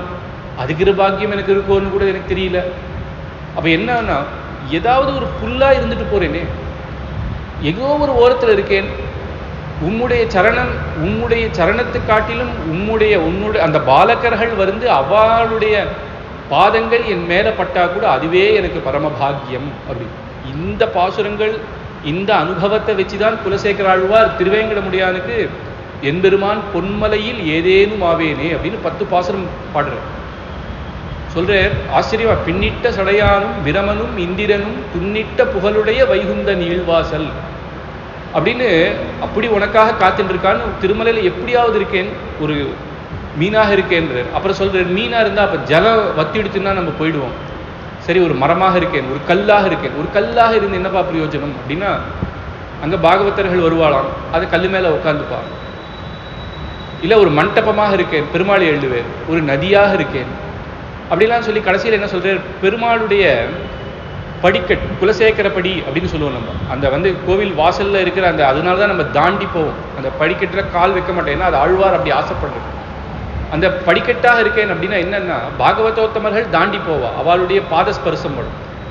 அதுல பவளவாய் காண்பேனே, பெருமாள் அப்படியே சேவிச்சுட்டே இருக்கலாம். கர்ப்ப கிரகத்துல இருக்கக்கூடிய அந்த வாசல் படிக்கட் அதுவாக இருக்கேன். கடைசியில பார்த்தேன், நீ என்ன வந்து எப்படி வச்சுக்கணும், நான் இப்படி இருக்கணும்னு கேட்க இத்தனை நான் கேட்டேன் பார்த்தியா, என்னுடைய அஜ்ஞானம். நான் மீனா இருக்கணும், இல்ல மண்டபமாக இருக்கணும், சே என்பெருமான் பொன்மலையில் ஏறி நீ என்ன எப்படி வச்சுக்கணும்னு ஆசைப்படுறியோ அப்படி வச்சுக்கோ, நான் அப்படி இருந்து உனக்கு கைங்கரியம் பண்றேன் அப்படின்னு. அதை தான் பிரம்மாவும் இங்க கேட்கிறேன். ஏதோ ஒண்ணு பிருந்தாவனத்துல இருக்கணும், எங்கேயோ இருக்கிறத விட பிரம்மலோகத்துல பிரம்ம பதவி கூட அவருக்கு பெருசா இன்னைக்கு தெரியல. அதுதான் வசத்தியான பதவி. இந்த பூமண்டல, இந்த ஜீவலோகத்துல சிருஷ்டியில பிரம்ம பதவி தான் பெரிய வசத்தியான பதவி. அவர் சொல்றாரு, அது வேணாம், பிருந்தாவனத்துல எப்படியாவது ஒரு புல்லா இருக்க, எது நீ என்ன ஆசைப்படுறியோப்பா, ஒரு மண்ணாவது இருந்துட்டு போறேன் அப்படின்னு. கண்ணன் ரொம்ப சந்தோஷப்பட்டான். ஆனா சொன்னான், உமக்கு பிரம்ம பதவியில எப்பேற்பட்ட காரியங்கள்லாம் மேற்கொண்டு சிருஷ்டிகள்லாம் பண்ணணும், என்னுடைய இந்த பக்தி உமக்கு நான் உமக்கு எப்பயுமே அனுகிரகம் பண்ணுவேன் அப்படின்னு. அப்போ இன்னொன்று வார்த்தை கேட்கிறேன். எல்லாருமே என்ன கேட்பான்னா, எனக்கு எப்பயுமே பக்தி என் ஹிருதயத்துல நீ எப்பயுமே இருக்கணும் அப்படின்னு கேட்பா இல்லையா? ஆனா பிரம்மா சொல்றே, எப்படி உம்முடைய ஹிருதயத்துல யசோதா அம்மாவுக்கும் இந்த கோபிகைகளும் உம்முடைய ஹிருதயத்துல எப்படி நீர் வச்சுருக்கேரோ, அவ என்ன பாக்கியம் பண்ணாலும் எனக்கு தெரியாது, அந்த மாதிரி உம்முடைய ஹிருதயத்துல எனக்கு கொஞ்சம் இடம் கொடும் அப்படின்னு கேட்டு பிரம்மா அவரை சேவிச்சுண்டு திரும்பியும் பிரம்மலோகத்துக்கு கிளம்புறார். கண்ணன் மேற்கொண்டு ஆச்சரியமான லீலைகளை பண்ணிட்டு இருக்காங்க. இப்படி இருக்கும்பொழுது யமுனா நதியில ஆச்சரியமா தீர்த்தாமாடுவா. யமுனா பாக்யம் அனன்ய போக்கியமீடே அப்படின்னு சொல்லியிருக்கிற. யமுனை என்ன பாக்கியம் பண்ணி, கங்கை காட்டிலும் யமுனை வசத்திங்கிற. கங்கை எனும் வாசகத்தால், கங்கைன்னு சொன்னாலே புண்ணியம் அப்படிங்கிறான். ஏன் அப்படின்னா கங்கை பகவானுடைய திருவடியிலிருந்து அந்த அந்த அதிலும் கட்ட விரலிருந்து அதுல இருக்க நகஸ்பர்சம் தான். பிரம்மா திரிவிக்ரமாவதாரம் எடுக்கும் பொழுது முதல் ஒரு கால் அளந்த பொழுது பிரம்மா தன்னுடைய கமண்டலு தீர்த்தத்தினால அபிஷேகம் பண்ண தீர்த்தம் தான் கங்கை. அப்போ அவர் திரிவிக்ரமாவதாரம் எடுக்கும்பொழுது அவர் எப்பேற்பட்டவராக இருந்தார், அவர் கால் எவ்வளவு பெருசு, அப்ப நுனியில தான் அந்த கங்கை பட்டுது. அப்பேற்பட்ட கங்கைக்கே அவ்வளவு மகிமைன்னா, அப்ப யமுனா நதியிலேயே கண்ணன் தினமும் தீர்த்தாமாடுறான், குளிக்கிறான், டைவடிக்கிறான், மரத்திலேருந்து குதிக்கிறான். அந்த யமுனை என்ன பாக்கியம் பண்ணித்து அப்படின்னு ஆச்சரியமா அந்த யமுனா நதி கரையிலையும் அவன் விளையாடுற இதுவும், ராத்திரி திரும்பி வச்ச கோபிகைகள்லாம் திரும்பியும் சாயங்காலம் அப்படி வந்துடுவாளாம். பெருமாள் ஏழ்றார் அப்படின்னா ஆத்து வாசல்ல நம்மளாம் திவ்ய தேசத்துல இருந்தா கோவில் அப்படியே கோலங்கள்லாம் போட்டு பெருமாள் வருவேன்னு எப்படி எதிர்பார்த்துட்டு இருப்போமோ அப்படி கண்ணன் போறதும் வரதுமே அழகாக இருந்தது.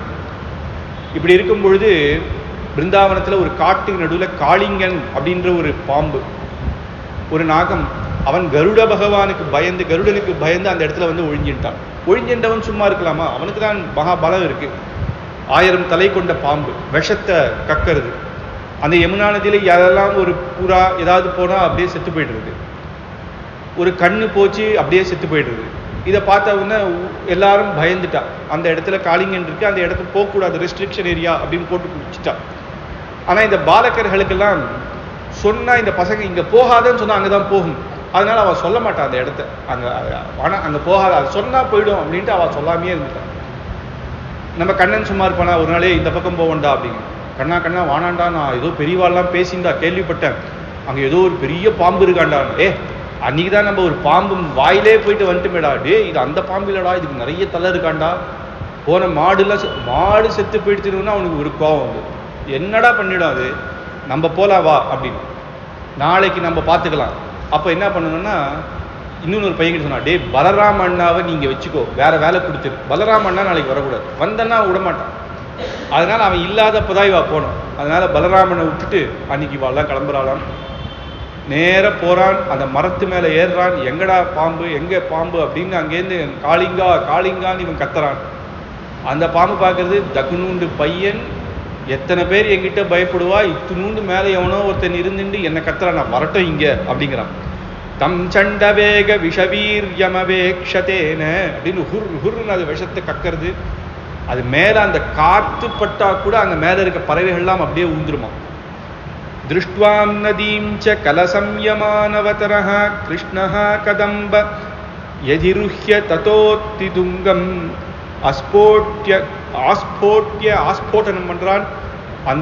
அந்த வேஷ்டி அப்படி மேல இறுக்கி கட்டி தன்னுடைய உத்திரியத்தை முண்டாசு மாதிரி கட்டிண்டு, இப்ப நான் என்ன பண்றேன்னு ஓடி போனான். அந்த நதிக்குள்ள போய் விழுந்துட்டான். நேரம் அங்கேருந்து குதிச்சு உள்ள போயிட்டான். இவன் உள்ள போன உடனே அந்த பாம்பு என்ன பண்ணிச்சுன்னா, கண்ணனுடைய அழகு பார்த்து மயங்கிடுச்சு. கண்ணன் கிட்ட போகுது, யாருடா இவன் அப்படின்னு தன்னுடைய வாளால சுத்தி நிறுத்து. தம்பிரேக்ஷணீய சுகுமார, இப்பேற்பட்ட சுகுமாரமாக இந்த குழந்தை இருக்கே அப்படின்னு. இவன் உள்ள போனதுல குழந்தைகளுக்கெல்லாம் பயம் வந்துருச்சு, கண்ணனை காணும் அப்படின்றா. ரொம்ப நாள் ஆயிடுத்து, 1 மணி நேரம் மேல ஆயிடுத்து. பாம்பு ஃபுல்லா பிடிச்சுன்னு எடுத்து, கண்ணன் நம்ம விளையாடலாம் அப்படின்ட்டு இன்னைக்கு அவன் உள்ள இருக்கான். எல்லாம் ஓடி போய் அழறா. உடனே அங்கேருந்து நந்தகோபாலன் கிரகத்துக்கு போய் சொல்றா. எல்லாரும் ஓடி வந்துட்டா.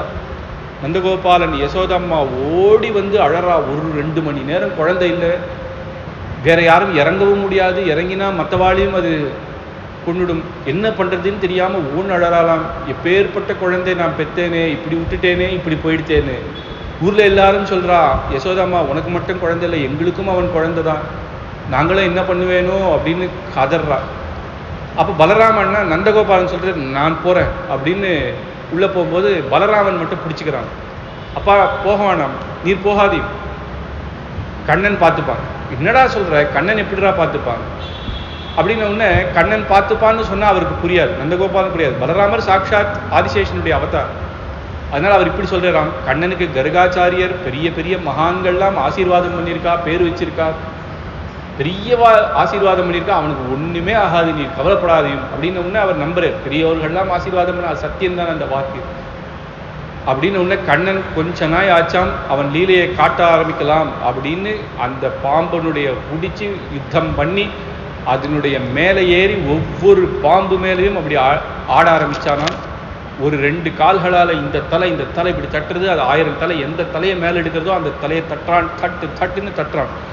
காளிந்தீரசிகாய காளிய பணிஸ்பாரஸ்பட்டாவாட்டிகா ரங்கோத்சங்க விசங்க சங்கர மதுரா பர்யாயச்சர்யாயத்தே அப்படின்னு அவனுடைய நாட்டியம் ஆட அந்த சேஷனால காளிங்கனால முடியாத மேலையும் கீழையுமா போய் தலையிலேருந்து ஒவ்வொரு விஷமும் அப்படியே வெள்ளை கக்க தலை திருக அப்படியே மேலே வராலாம். இவனுடைய நாட்டியத்தை பார்த்து அங்கதான் கண்ணா கண்ணா அப்படின்னு பசங்கள்லாம் குதிக்கிறது. நம்ம கண்ணனை என்ன பண்ண முடியும்? தச்சித்ர தாண்டவ விருப்பண பணாத பத்ரஹா அப்பேற்பட்ட ஒவ்வொரு தலையும் டங்கு டங்குன்னு அடிக்க நாக பத்னிகள் அந்த காளிங்கனுக்கு 2 தர்ம பத்னிகள் இருந்தா. அந்த காளிங்கன் என்ன பண்ணானா இவனுடைய அடி தாங்காம இவன் யாருன்னு தெரியாம நாராயணா அப்படின்னு அங்க சரணாகதி பண்ணானா. அங்க நாராயணன் நான் தாண்டா அப்படின்னு இவன் இங்க நாட்டியம் ஆடிட்டு இருக்கான். அந்த 2 தர்ம பத்னிகளுக்கும் தெரிஞ்சு அவ அந்த தேவரூபத்துல வரா. தேவரூபத்திலேயே இந்த பக்கம் இன்னைக்கும் பார்க்கலாம். காளிங்கன் இடத்துல இருக்கும்போது அவள் 2 பேரும் இப்படி பெருமாளை கை கூப்பிட்டு இருப்பா. கண்ணனை கை கூப்பி, கண்ணா கொஞ்சம் நீர் என்னை ரட்சிக்கணும், எப்பயுமே திருத்தணும். முதல்ல எடுத்தவனே சாமதான பேத தண்டம்னு கொடுக்கக்கூடாது. சாமதான பேத தண்டம் திருத்தணும். திருந்திட்டு அவளை மன்னிச்சுடணும். இது உமக்கு தெரியாத ஒரு தர்மம் கிடையாது. இவர் திருந்திட்டே சரணாகதி நாராயணன் கிட்ட சரணாகதி பண்ணிட்டே நீ ஆடுறத உடனே என்னால் சொல்ல முடியாது. ஏன்னா உன்னுடைய திருவடி எங்க தலைமையில படும் பொழுது அது மகாபாகியம். அதை நிறுத்துன்னு சொன்னா அது எப்படி? எங்க பர்த்தாக்கு அப்பேற்பட்ட பாக்கியம் கிடைச்சிருக்கு. ஆனா நீர் சாதாரணமா நாட்டியம் லகுவாக ஆடணும். அது அவனுக்கு எதுவும் பண்ணாத நீர் அந்த நர்த்தியத்தை இது பண்ணணும் அப்படின்னு ஒண்ணு. நியாயோஹி தண்டஹா கிருதகல்பிஷேஸ்மின் தவாவதாரஹ கலநிகிரஹாய ரிபோ சுதானாமபி துல்ய திருஷ்டேஹே தத்தேதயம் பல மேவானுசம்சன்னு அப்படின்னு நீர் அனுகிரகம் பண்ணணும் அப்படின்னு சொல்றார்.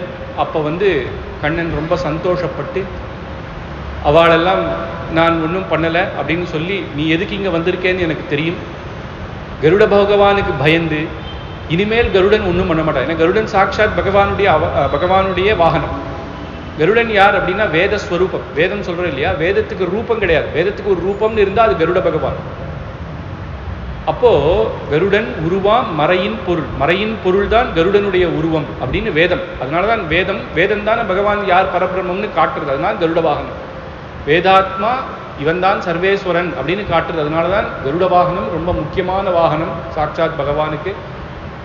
எப்போ அந்த ஆதிசேஷனுடைய தலையில நிருத்தியம் ஆடினானோ ஒவ்வொரு தலையிலையும் தன்னுடைய கால் ரேகைகளான சங்கு சக்கரம் அந்த தலையில இருக்கு இல்லையா, அந்த சங்க சக்கர ரேகையை பார்த்ததுமே கருடன் ஒண்ணுமே பண்ண மாட்டான். அதனால கருடருக்கு அப்பேற்பட்ட அபிமானம். எல்லா பாம்பையும் போய் அவர் அடிச்சிட மாட்டார். அதனால அபிமானம் உன்னை ஒன்றும் பண்ண மாட்டான். ஆனா இந்த இடத்துல இருக்கிறது தப்பு. இது சாதுக்களுக்கு இங்க இருக்க பாலகர்கள் மாடுகள்லாம் பயப்படும். நீ உன்னுடைய யதாஸ்தானம் நீ போ, உனக்கு ஒரு பயமும் இல்லை அப்படின்னு அனுப்புறேன். அது என்ன அப்படின்னா, இந்த காளிங்கனுக்கு கிடைச்ச பாக்கியம் ஒரு பெரிய பாக்கியம். மகாபலிக்கு கிடைச்ச பாக்கியத்தை விட இது பாக்கியமா. மகாபலியாவது பகவானுக்கு தானம் பண்றான். எப்பேற்பட்ட தானம், எல்லாத்தையும் கொடுக்குறேன்றான். சுக்கராச்சாரியர் சொல்றாரு, டே வந்தது மகாவிஷ்ணுடா, உன்னை ஏமாத்த வந்திருக்கான், உனக்கு ஆபத்துங்கிற.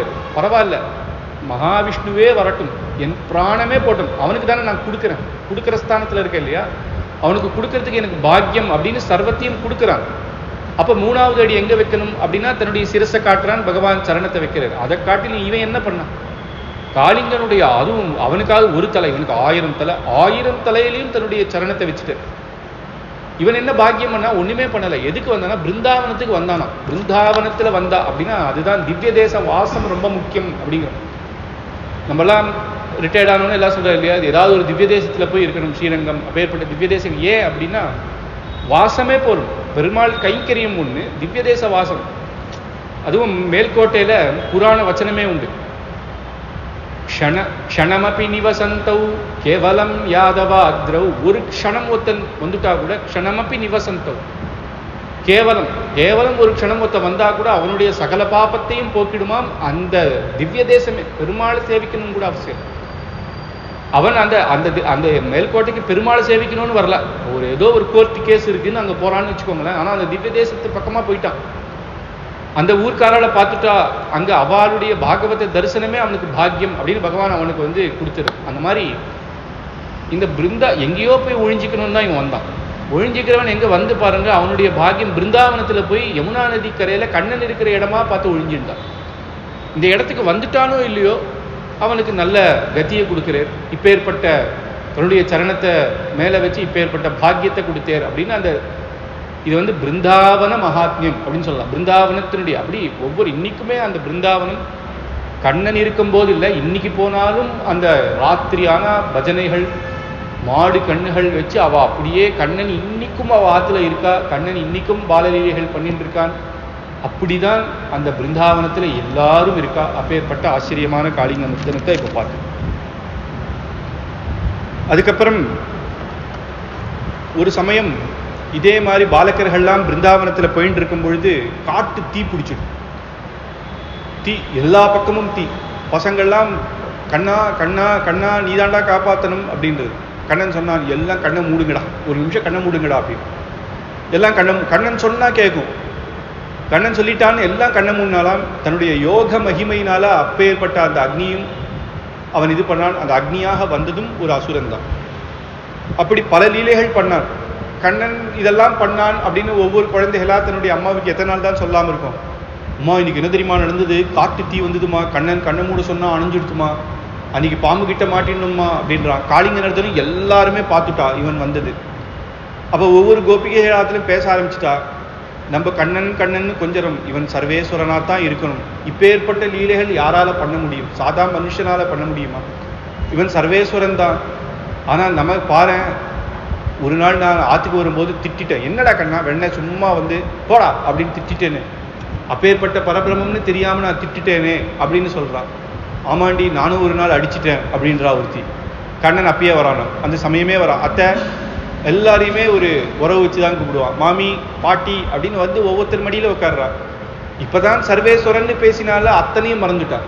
குழந்தை கண்ணன் வந்துட்டான்னு கொஞ்சம் ஆரம்பிச்சுட்டான். அந்த அவன் தூர போச்சு, அவன் சர்வேஸ்வரன் அனுபவம் வருது. ஆனா கிட்ட வந்துட்டா அவளுக்கு சர்வேஸ்வரன் அனுபவம் வரல, குழந்தை கண்ணன் தான் அப்படி. சகல திவ்ய தேசத்திலையும் கண்ணன் வந்து கோவில் பிள்ளை அப்படின்னே சொல்லுவோம். எல்லா கோவில்கள்லையும் பலவிதமான கண்ணனுடைய ஸ்வரூபங்கள் இருக்கு. கண்ணன் ஆலிலை கண்ணன் அப்படின்னு, ஆலிலை கண்ணன்ல அப்படியே தன்னுடைய கால வாயில வச்சுட்டு இருக்க அர்ச்சா திருமேனிலேயே உண்டு. அதே மாதிரி வெண்ணெய் திருடுற கண்ணன், அப்புறம் வேணுகானம் பண்ற கண்ணன், அப்புறம் ராஜமன்னார்குடியில போனா அங்க ஒரு ஆச்சரியமான கண்ணன். அப்படி ஒவ்வொரு ரூபம் கண்ணன் பல ரூபத்தில் இருப்பார். இந்த பிருந்தாவன லீலைகள் வரைக்குமே அப்பேற்பட்ட ராம ரூபம் கூட பார்க்க முடியாது. நரசிம்மர் நிறைய ரூபங்கள் இருந்தா கூட கண்ணனுக்கு தான் அதிக ரூபம். எந்த திவ்ய தேசத்துல போனாலும் எந்த கோவில்களில் போனாலும் கண்ணனுடைய ஒரு அர்ச்சா ரூபம் கிட்ட கீழே பெருமாள் இருப்பார். அதுவும் கிருஷ்ணா அன்னைக்கு ஜன்மாஷ்டமின்னு அவர் தான் எழுதுவார். அன்னைக்கு அவருக்கு தான் எல்லா விசேஷம். அப்படி கோவில் பிள்ளை அப்படின்னு அவனுக்கு பேர். குழந்தையாவே பாவிப்பா. அதுவும் மன்னார்குடியில போனா ஒரு காலத்துல திருமதஸ்தர்களும் எல்லாரும் கொண்டாடின கண்ணனுடைய இன்னைக்கும் அவருடைய 18 நாள் பிரம்மோத்சவம் எங்கேயுமே கிடையாது. அப்பேற்பட்ட உற்சவம். அதுல ஒரு நாள் வெண்ணெய் எல்லாரும் அந்த எதுகுலத்துல அந்த யாதவர்கள்லாம் வெண்ணெய் வாங்குவா. அவாகிட்டேருந்து எல்லாரும் வாங்கி அன்னைக்கு எல்லாருமே வெண்ணெய் அடிக்கலாம் பகவானுக்கு. அர்ச்சகாத்தான்னு கிடையாது, நம்ம எல்லாம் அங்கே யாருன்னா இருக்காளோ வெத்தலையில வெண்ணெய் வாங்கி நம்மளும் அடிக்கலாம். அர்ச்சகாவோட வேலை என்னன்னா அன்னைக்கு தொடச்சுட்டே தான் இருக்கும். கண்ணன் சர்வ அலங்காரத்தோடய எழுதுவான். அன்னைக்கு வந்து அவருக்கு இருக்கிற அந்த கோவில்களில் இருக்கிற அத்தனை நகைகள் ஆபரணத்தோடு தான் எழுதுவான். அத்தனை மேலேயும் வெண்ணெய் அடிப்பா. எங்கேயாவது எந்த கோவிலில் போனாலும் பெருமாள் எழுதுவா. அந்த ஊரில் போனால் கண்ணன் எங்கடி, கண்ணன் எங்கே, அந்த பக்கம் போனால் கண்ணனை பிடிச்சிடலாமா அப்படிதான் பேசுவா. ஏன்னா அதுவே ஒரு பிருந்தாவனம். அப்படிதான் கண்ணன் இருக்கிற கோவில்களே அப்படியே பிருந்தாவனம். கண்ணன் இருக்கிற கோவில்களே கோகுலம். நம்மளுடைய ஹிருதயத்தில் இருந்தால் நம்மளே கோகுலம். அப்படி கண்ணன் ஒவ்வொரு இடத்துலையும் அர்ச்சாரூபமாகவும் இந்த ஆச்சரியமான லீலைகள் இன்னைக்கும் பண்ணிட்டே தான் இருக்கான் அப்படின்னு. அப்புறம் வேணுகானம் பண்ண ஆரம்பிச்சான். ஆச்சரியமா கண்ணன் இன்னும் கொஞ்சம் பெரிய வயசு, 5 வயசு 6 வயசு அந்த மாதிரி சமயத்துல வேணுகானம் கண்ணன் பண்ணா அந்த மாடு கண்ணுகள்லாம் அப்படியே சாயங்கால வேளையில கண்ணனையே பார்த்துட்டு இருக்குமா. அப்போ அங்கே ஒவ்வொருத்தரும் மறந்துடுவா. கோபிகைகள்லாம் அந்த ஆற்றுல மாமாவுக்கு சாதம் போட்டுட்டே இருப்பா, வெளில ஓடி வந்துடுவா. ஒருத்தர் பால் பொங்கிட்டே இருக்கும், பார்க்க மாட்டா, வந்துடுவா. அப்படி அந்த கண்ணன் வேணுகானம் பண்ணுறதையே ரசிச்சுண்டு மனுஷர்கள் மட்டும் இல்லை, அப்பேற்பட்ட செடி கொடிகள்லாம் கூட இன்னைக்கு கண்ணன் நம்ம மேலே ஏறுவானா அப்படின்னு சில பழங்கள்லாம் கீழே இருக்குமா, அவனுக்கு எட்டுற மாதிரியே அதுவே இறக்கிக்குமா. ஏன்னா அங்கே இருக்கிற அச்சேத்தன வஸ்துக்கள் கூட சேத்தனம் தான். ஏன்னா அதுதான் திவ்ய தேசத்தில் இருக்கிற மலை, அந்த எல்லாமே செடி கொடிகள் கூட அதுக்கும் ஞானம் இருக்குது. அதெல்லாம் நித்திய சூரியன் அவளே வந்து அப்படி இருக்கா அப்படின்னு. இப்போ மாடு கண்ணுகள் ஒவ்வொன்றும் அந்த கண்ணன், எல்லாம் மிருகங்கள் எல்லாமே அந்த பிருந்தாவனமே மாறிடும். அந்த பிருந்தாவனமே ஸ்ரீ வைகுண்டம் மாதிரி ஆயிடும்.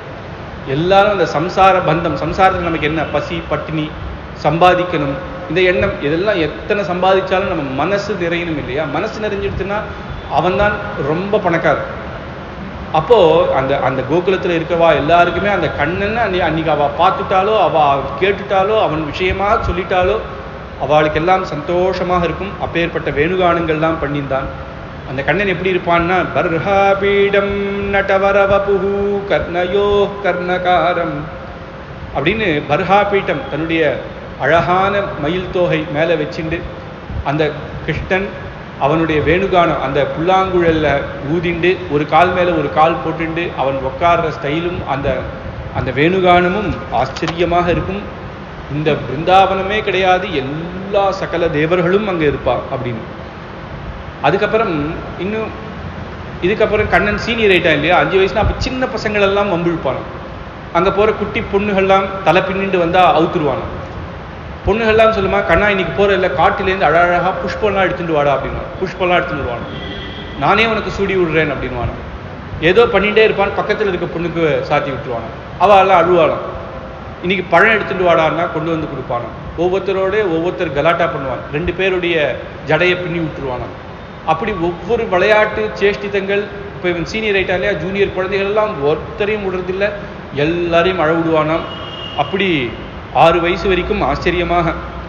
அதுக்கப்புறம் ஹேமந்தே பிரதமே மாசே நந்த பிரஜகுமாரிக்காக அப்படின்னு ஹேமந்த ருத்து, மழை காலம் வருஷா காலம்லாம் வந்துருச்சுன்னா கண்ணனுடைய அனுபவம் இன்னும் இன்னும் இன்னும் அதிகமாகி அந்த மாடு கண்ணுகளை அவன் பார்க்கறதும் ஆச்சரியமாக இருக்கும்.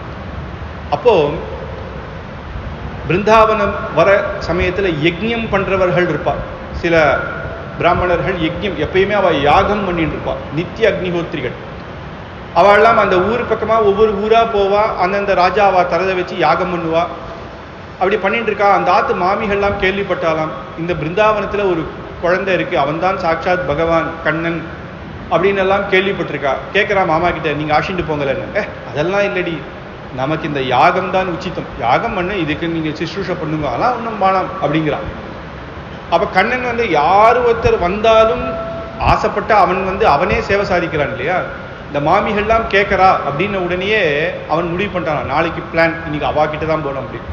கார்த்தாலே எல்லா பசங்க இன்னைக்கு யாரும் எதுவுமே சாப்பிட கொண்டு வராதிங்கடா, நம்ம போகலாம் அப்படின்னு காட்டு பக்கமாக ஒரு பக்கமாக புது இடத்துக்கு போயிட்டான்.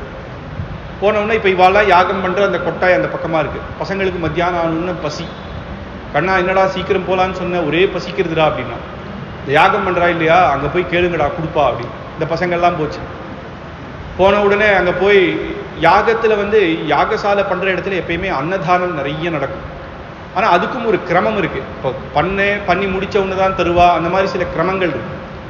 அப்போ இந்த குழந்தைகள்லாம் போய் மாமா மாமா எனக்கு நாங்கள் இந்த மாதிரி மாடு மேய்ச்சின்னு வந்திருக்கோம், ஒரே பசியாக இருக்குன்னா, டே இப்போ கொடுக்கறதுக்கு இல்லைடா, 5 மணிக்கு வாங்கடா அப்படின்றான். உடனே கண்ணன் கிட்ட ஓடி வந்தா, கண்ணா இப்போ கொடுக்க மாட்டாலாம் அப்படின்னா. நீ ஏன்டா அங்கே போய் கேட்ட, பின்னாடி பக்கமாக போ, மாமிகள்லாம் இருப்பா, அவா கிட்ட போய் கேள்டா, அம்மாவுக்கு தான் வாத்சல்யம் அதிகம், பசின்னா அம்மா தான் முதல்ல குழந்தைங்க, அவா கிட்ட போய் கேள்டா. உடனே பின்னாடி போனான். மாமிகள்லாம் வந்தா, அவா கிட்ட போய், மாமி பசிக்கிறது மாமி. யாரா நீங்கள்லாம்? இந்த மாதிரி மாடு மேய்ச்சின்னு வந்தோம். எந்த ஊர் நீங்கள்லாம்? பிருந்தாவனம். ஆஹா, கண்ணனுடைய ஊரா? எங்கடா கண்ணன்? அவன் அங்கே இருக்கா மாமி, ஒரே பசிக்கிறது மாமி எங்களுக்கு.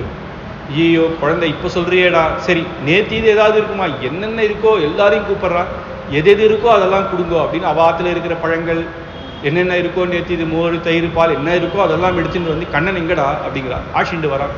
அங்கே உட்காரும் போதே அங்கே தூரேந்து பார்க்குறான். அவன் இன்னொன்று ஒரு பையன் மேலே இப்படி கை போட்டுண்டு அந்த ஆச்சரியமா இப்படி வந்து பார்த்ததும் அவள் எல்லாமே வந்து கண்ணனை சேவிச்சு அவனுக்கு அந்த குழந்தைக அப்படின்னு எல்லாருக்கும் அந்த பிரசாதங்கள்லாம் கொடுத்து சந்தோஷப்பட்டாலாம். ஏன்னா கண்ணனுக்கு தெரியும் அந்த ஆத்துல அவ வந்து கண்ணனை சேவிக்கணும் அப்படின்னு நினைச்சிட்டு இருக்கா. அவாத்துல விடலை, ஆனா அவளுக்கும் போய் சேவை கொடுக்கணும் அப்படின்னு ஒவ்வொரு லீலைகளாக இப்படி ஆச்சரியமா பண்ணிட்டு இருக்கான். அதனால என்ன அப்படின்னா அவ ஏதோ யாகம் பண்றதுனாலயோ அவளுக்கு பெரிய ஞானம் இருந்ததுனாலயோ கண்ணன் கிடைச்சிருவான்னு நினைக்க வேண்டாம். ஆனா அந்த இடத்துல அவ கண்ணனை பார்க்கணும் அப்படின்ற அந்த பக்தி இருக்கே அதுக்கு தான் கிடைச்சான் அப்படின்னு தன்னுடைய ஞானத்துக்காக இல்லை அப்படின்றத அந்த இடத்துல காமிச்சான். அதுக்கப்புறம் பதவியில் இருக்கிறவாலாம் நேர போய் இப்போ பெருமாளுக்கு உடனே சேவிச்சிடலாமா, அப்படி கிடையாது அப்படின்ற ஒரு லீலைக்காக இந்திரன் ஒரு வாட்டி என்ன பண்ணான்னா, இந்திரனுக்கு வந்து வருஷா வருஷம் தீபாவளிக்கு அப்புறம் இந்திர பூஜை அப்படின்னு பண்ணுவா. அவெல்லாம் ஏன்னா அந்த கோகுலம் சுபிக்ஷமாக இருக்கணும் இல்லையா, இந்த கிராம தேவதைகளுக்கெல்லாம் பூஜை பண்ணுவா. மாடு கண்ணுகளாக அது சுபிக்ஷமான ஊர். இந்திரனுக்கு பூஜை பண்ணும் பொழுது கண்ணன் இந்த வாட்டி சொல்றான், இந்த வாட்டி இந்திரனுக்கெல்லாம் பூஜை பண்ணக்கூடாதுப்பா அப்படின்னா. ஏண்டா கண்ணா அப்படின்னு, இந்த மாதிரி கோவர்தனகிரி இந்த மலை இருக்கு, இந்த மலையில தானே நமக்கு எல்லா செடி கொடிகள்லாம் இருக்கு, இதனால தான் நமக்கு நல்ல காத்துகள் வருது, இதுல இருந்தால் நமக்கு நிறைய பழங்கள் கிடைக்கிறது, இதுதான் நம்மளை காப்பாத்துறது. அதனால இந்த கோவர்தனகிரிக்கு இந்த வாட்டி நம்ம பூஜை பண்ணுவோம் அப்படிங்கிறான். எல்லாரும் சரி கண்ணன் சொல்லிட்டாம்பா அப்படின்னு ஒத்துக்கிறான். உடனே என்ன பண்றா, கண்ணன் கிட்ட போய் எல்லாரும் போய் அந்த பூஜை எல்லாம் பண்ணி அந்த கோ பூஜைக்கு அன்னக்கூட்ட உற்சவம் அப்படின்லாம் பண்ணி அந்த கோவர்தனகிரிக்கு பூஜை எல்லாம் பண்ணி தான்லாம் சாப்பிட்டு இன்னைக்கும் அந்த கோவர்தன பூஜை அப்படின்னு தீபாவளிக்கு மறுநாள் அங்கே நடக்கும். இன்னைக்கு போனாலும் அந்த கோவர்தனகிரியை பெரிய வயசானவா இருந்தா கூட சரி அங்க பிரதட்சணம் பண்ணுவா. சில பேர் சேவிச்சுட்டே போவா. அது ரொம்ப பெருசு அந்த கிரி. அதுக்கு பூஜை பண்ணலாம் அப்படின்னு பண்ணிட்டு போன உடனே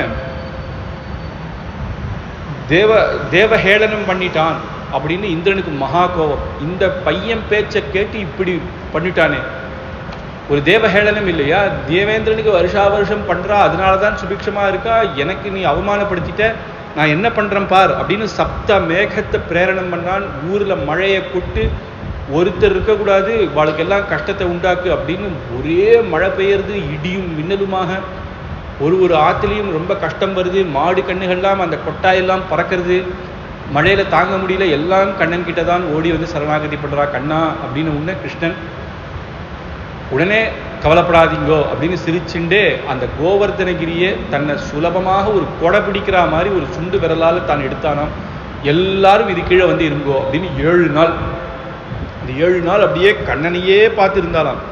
தேவே வருஷதி யஜ்ஞ விப்ளவ வருஷா வஜ்ராஸ்ம வருஷா நிலைஹி அப்படின்னு அப்பேற்பட்ட மழை, ஒண்ணுமே பண்ண முடியாத, ஒவ்வொன்றும் பயந்து ஓட மிரள்றது மாடுகள்லாம். அப்படிங்கும் பொழுது அந்த அந்த அந்த கோவர்தனகிரி கீழே வந்த உடனேயே அப்படியே வெச்சையா இருக்கான், ரொம்ப சந்தோஷமாக இருக்கு எல்லாரும். அந்த கண்ணன் நின்று அதை பார்க்குற ஸ்டைலையே எல்லாரும் பார்த்துட்டு இருக்கா. தூக்கம் பசி எல்லாம் மறந்துட்டா. 7 நாள் ஒரு 7 நிமிஷம் போல ஆயிடுத்தான். அதுக்கப்புறம் மழை நின்றது கூட அவளுக்கு தெரியும். கண்ணன் தான் சொல்றான், மழை நின்றுச்சேடா போலையா இன்னும் வெளில அப்படின்னு. அப்படி அவனை பார்த்துட்டே இருக்காளாம். அப்போ இந்திரன் இதை பார்த்து 7 நாளைக்கு அப்புறம் எப்படி பிருந்தாவனத்தை ஃபுல்லா அழிஞ்சுடுத்தான்னு பார்க்கலான்னு வரான். ஒண்ணுமே ஆல, சுபிக்ஷமா இருக்கு, எல்லாரும் இருக்கா. என்னன்னு பார்த்தா இந்த கண்ணன் கோவர்தனகிரியை வச்சு ரட்சிச்சான்னு உடனே இந்த கண்ணன் என்ன பண்ணானா, அந்த கோவர்தனகிரியை போட்டு மேலே போய் அப்படி உட்காந்தான். வரட்டும் இந்திரன் வரட்டும், நான் பார்த்துக்கிறேன் அப்படின்னு. அப்போ இந்திரன் அங்கே வந்த உடனே இந்திரன் பெருமாளை சேவிச்சு, நான் தப்பு பண்ணிட்டேன், கர்வம் உண்டாயிடுத்து அப்படிங்கும் பொழுது சொல்றான், கர்வம் அசுர குணம், வினயம் தேவகுணம். அப்போ எப்போ ஒரு அந்த குணம் வந்துடுத்தோ, அசுரன் அப்படின்னா பிரஹ்லாதன் அசுரன், அசுர குலத்துல பிறந்தானே தவிர மகாபாகவதோத்தமன், பாகவதர்களையே சிரேஷ்டமானவன். அதனால குணம்தான் முக்கியம். எந்த வம்சத்துல பிறந்தோம் அப்படின்றது இல்லை. நீ தேவனாக இருந்தாலும் இந்த கர்வம் உன்னை அசுரனாக மாற்றிடுறது ஒரு க்ஷணம்.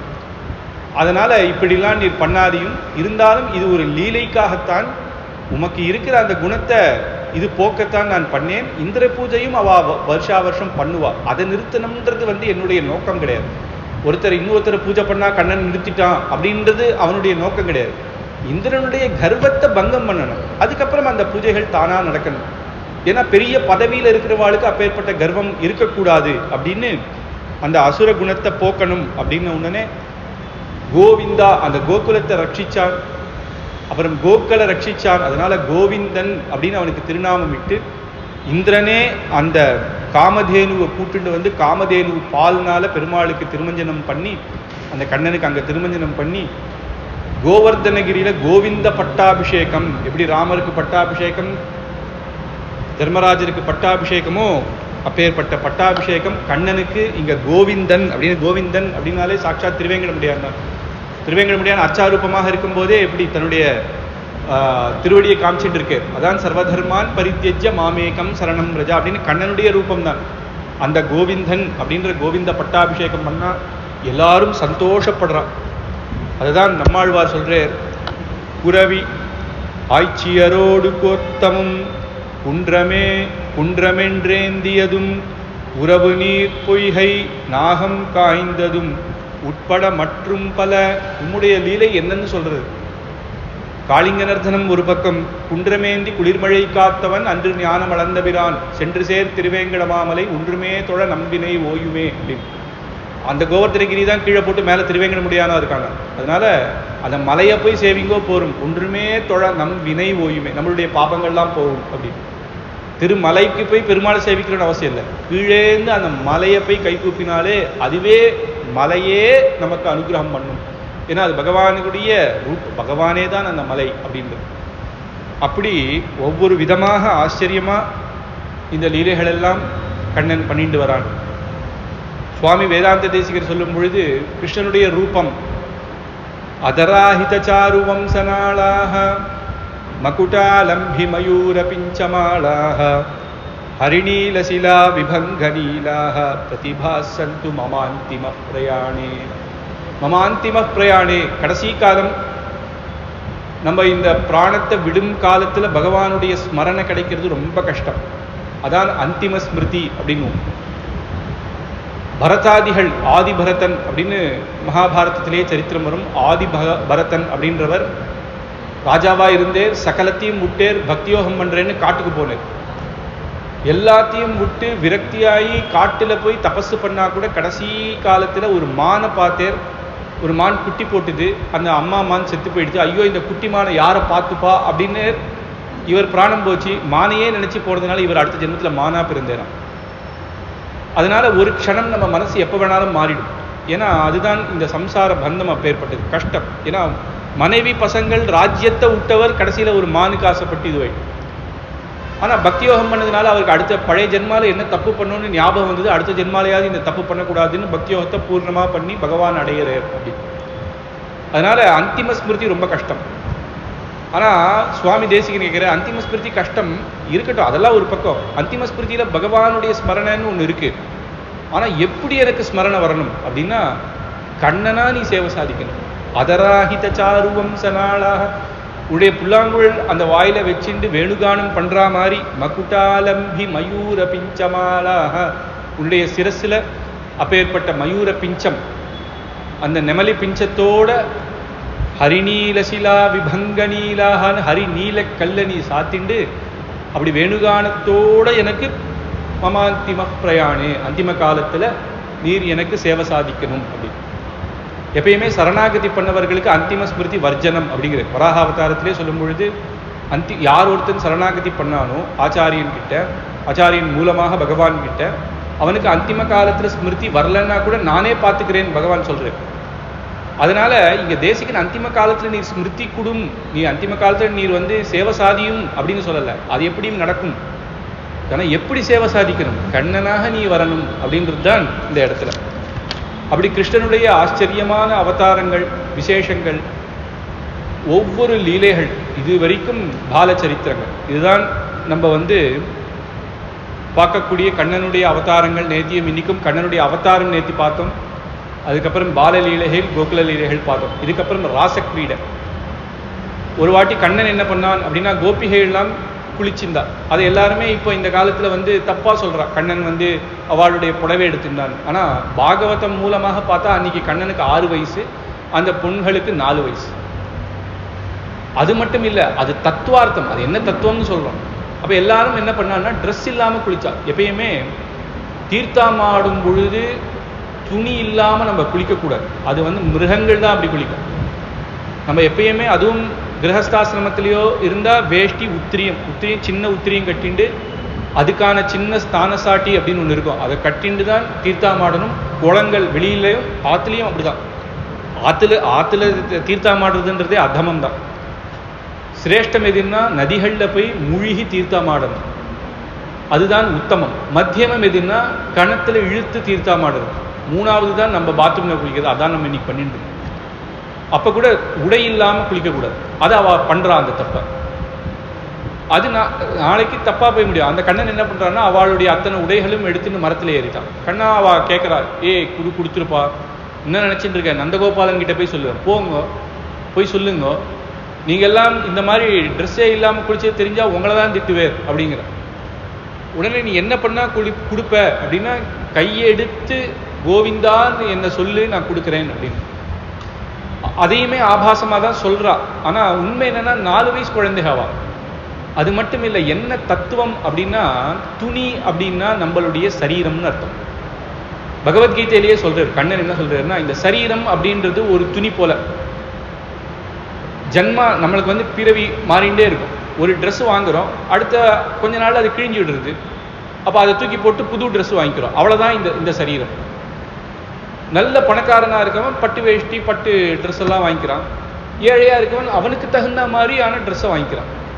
அந்த மாதிரி தான் புண்ணிய பாப்பத்தினால நம்ம சரீரத்தை சம்பாதிக்கிறோம். நல்ல புண்ணியங்கள் பண்ணியிருந்தா நல்ல மனுஷ ரூபமாகவோ, துர்லபம் மானுஷம் ஜென்ம அப்படின்னு அந்த அப்பேற்பட்ட மானுஷ ஜென்மாவிலையும் இப்பேற்பட்ட சத்சங்கத்தோடு நம்ம பிறக்கிறோம். இல்லை அப்படின்னா எப்படியோ காட்டில் ஏதோ ஒரு இதுவாக பாவங்கள் அதிகமாக பண்ணியிருந்தா அப்படி இருக்கும். உண்மையிலே இதனால கர்வம் வந்துடக்கூடாது. இப்போ நம்ம இப்படி இருக்கோம் அப்படின்னு இன்னொரு ஜீவராசிகள் மேலே நாங்கள் புண்ணியம் பண்ணோன்ற கர்வத்தை நம்ம என்றைக்குமே காட்டக்கூடாது. ஏன்னா அடுத்த ஜென்மாவில் நீ எப்படி இருப்பேன்னு சொல்ல முடியாது. பகவத் ராமானுஜருடைய சரித்திரம் வரும். அதில் யாதவ பிரகாசர் அப்படின்றவர் அவருக்கு குருவாக இருந்து, அந்த ஊரில் ஒரு ராஜா, அந்த ராஜாவுடைய பெண்ணுக்கு ஒரு பிரம்மராட்சஸ் பிடிச்சு.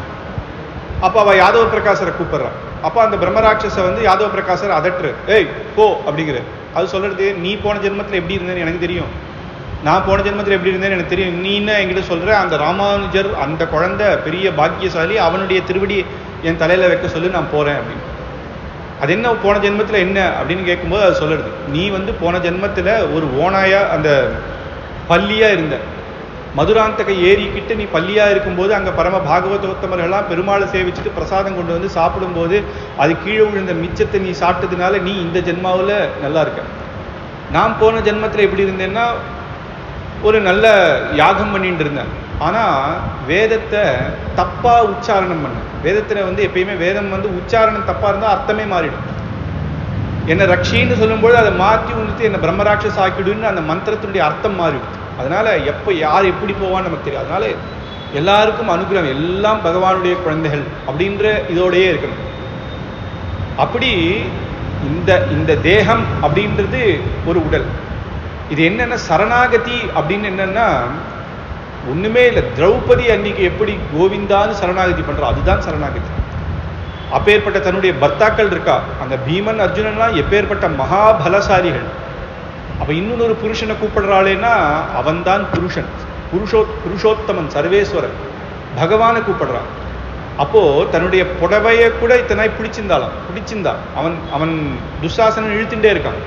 ஆனா அதையும் விட்டு கோவிந்தான்றான். அப்ப தன்கிட்ட எதுவும் இல்லை, நீதான் என்னை ரட்சிக்கணும், இனிமேது எனக்கு உபாயம் பண்ண தெரியல, நீதான் அப்படின்னு யார் ஒருத்தன் சொல்றானோ அவருக்கு அனுகிரகம் பண்றான். சர்வதர்மான் பரித்யஜ்ய மாமேகம் சரணம் ரஜான். சர்வதர்மான் பரித்யஜ்யனா எல்லா தர்மத்தை விட்டுடுங்கோ, பண்ண தேவையில்லை அப்படின்னு அர்த்தம் கிடையாது. என்னால பண்ண முடியல, கர்மயோகம் பண்ணணும். அடுத்தது ஞானயோகம். கர்மயோகம் பண்ணதான் நமக்கு விதிச்ச கர்மாவை பண்ணதான் ஞானம் சித்திக்கும். ஞானம் என்ன அப்படின்னா இந்த உடல் வேற, ஆத்மா வேற. இந்த ஆத்மா ஒரு ஜென்மாவில் எடுக்கும். இதே தான் சுவாமி ஆதிசங்கரர் சொல்றார், புனரப்பி ஜனனம் புனரப்பி மரணம், புனரப்பி ஜனனி ஜட்டரே சயனம். இப்படி பிறந்து மரணம், பிறனம், அப்புறம் திருப்பியும் கர்ப்பம், இப்படியே தான் இருக்கணுமா? இதுக்கு ஒரு விமோச்சனமே கிடையாதா? இன்னைக்கு நல்லா இருக்கேன்றதுனால நம்ம இருந்தா அடுத்த ஜென்மால எப்படி இருப்போம்னு சொல்ல முடியாது. இப்ப நான் அந்த கதையை சொன்னேன். அப்போ இஹ சம்சாரே பகு துஸ்தாரே, இது ரொம்ப கஷ்டம். அப்ப என்ன, கிருபையா பாரே பாஹி முராரே. கண்ணன், எவனுக்கு கண்ணனுடைய கிருபை இருக்கோ அவனுக்கு தான் மோட்சம். இந்த மோட்சம் அப்படின்னா என்னன்னா அவனுக்கு கைங்கரியம் பண்ணிட்டு வைகுண்டத்துல இனிமேல் நமக்கு பிறப்பே கிடையாது, இந்த சம்சார பந்தம் கஷ்டம்னே ஒண்ணு கிடையாது, அற்புதமாக பகவானுக்கு அப்படின்னு யார் ஒருத்தன் சரணா அப்படின்னா இந்த கர்ம ஞானம், கர்மம் வந்தால் ஞானம் சித்திக்கும். ஞானம்னா இந்த உடல் வேற இந்த இது வேறன்னு தெரிஞ்சுக்கிறது. அதுக்கப்புறம் பக்தியோகம் பண்ணி அதுக்கப்புறம் தான் மோட்சம். அந்த பக்தியோகம் எப்படின்னா தைலதாரா விச்சின்ன அப்படின்வா. ஒரு க்ஷணம் கூட பகவானுடைய நாமஸ்மரணம் நிற்காம பக்தி பண்ணணும். ஒரு நிமிஷம் நின்றுடுச்சுன்னா திருப்பியும் புதுசாக பக்தியோகம் மறுபடியும் மாறிடும். அதுலேயும் ஏற்கனவே சொன்னேன், பக்தியோகம் பண்ணுறவாளுக்கு அந்திம ஸ்மிருதி நம்ம வரவழைச்சிக்கணும், இல்லைன்னா பரதன் மாதிரி அடுத்த ஜென்மா வந்துடும். அதனால இந்த கர்மாலாம் பண்ண முடியல. சர்வதர்மான் பரித்யஜ்ய அப்படிங்கும்போது இதெல்லாம் எனக்கு பண்ண வரல. அதுக்கான ஞானம் இல்லை, அதுக்கான சக்தி இல்லை. நானா எனக்கு பக்தியோட ஒரு 10 நிமிஷம் என்னால் மெடிடேட் பண்ண முடியலன்னா பக்தியோகம் எங்கேருந்து பண்ணுறது? அப்போ இதெல்லாம் பண்ண முடியலன்னு யார் ஒருத்தன் வரானோ, மாமேகம் சரணம் பிரதா, நீயே கதின்னு என் திருவடி யார் பிடிச்சானோ அவனுக்கு அகம்துவா சர்வ பாப்பேபியோ, அவனுடைய பாப்பத்தெல்லாம் போக்கி நான் மாசுச்சா கவலைப்படாதே மோட்சத்தை கொடுக்குறேன் அப்படின்னு கண்ணன் சொல்றேன். இதுதான் சாரம். அதுதான் அந்த இடத்துல அவ கோவிந்தா அப்படின்னு சொல்றதோ, அந்த உடல் அப்படின்றதோ, அந்த ட்ரெஸ்ன்றதோ அவன் திருப்பி கொடுத்தான்றதோ என்னன்னா, யார் ஒருத்தர் சரணாகதி பண்ணாலோ அவனை இந்த சம்சார பந்தத்திலிருந்து நீக்குவான் கண்ணன் அப்படின்றது தான் இங்க விசேஷம். இதுதான் கிருஷ்ணன். இப்படி ஆச்சரியமான லீலைகள். இதுக்கப்புறம் அக்ரூரன் கண்ணனாஷிண்டு போய் கம்சவதங்கள்லாம் நடக்கிறது. அது மேற்கொண்டு சரித்திரங்கள். இதுதான் நம்மளுடைய டாபிக் இந்த பிருந்தாவன கோகுல லீலைகள் அப்படின்னு வச்சோம். அது மாதிரி கண்ணன் அவதாரங்கள்லேயே கண்ணனுடைய அவதாரம் மிக சுலபமான அவதாரம். சௌலபியம்னா அப்படி சௌலபியம். மகாபாரத யுத்தம் வரைக்கும் பார்த்தோம். கிருஷ்ணனுடைய பகவத்கீதையிலிருந்து கண்ணனுடைய அத்தனை ராசக்கிரீடை, ஒரு கோபி ஒரு கண்ணன், ஒரு கோபி ஒரு கண்ணன், ஒரு கோபி ஒரு கண்ணன் அப்படின்னு இருக்காங்க. ராசக்கிரீடயம் பரம தத்துவம். ஏன்னா ஜீவாத்மா பரமாத்மா அப்படின்றத காட்டக்கூடிய ஒரு தத்துவம். அவன் ஒருத்தனே புருஷோத்தமன் அப்படின்னு. ராசக்கிரீடனா நிறைய பெண்களோட பகவான் இருந்தான் அப்படின்னு கிடையாது. பிரம்மாதி ஸ்தம்ப பரியந்தம், பிரம்மாலேருந்து எல்லாருமே ஜீவாத்மா தான். அவன் பரமாத்மா, நம்ம சேஷன் அவன் சேஷி அப்படின்றத காட்டக்கூடிய தத்துவம். அதுதான் பக்தி. அதுதான் பீஷ்மாச்சாரியார் தன்னுடைய மரண படுக்கையில் அங்கே இருக்க அவர் போகும்போது சொல்றார், நான் அந்த கோபிகைகள் மாதிரி இருக்கணுமோ அப்படிங்கிற. அவர் நைஷ்டிக பிரம்மச்சாரியார், கல்யாணமே பண்ணிக்கல. அப்பேற்பட்டவர் அந்த இடத்துல அனுபவிக்கிறேன்னா அது ஜீவாத்மா பரமாத்ம தத்துவம் அப்படின்னு தெரிஞ்சதுனால.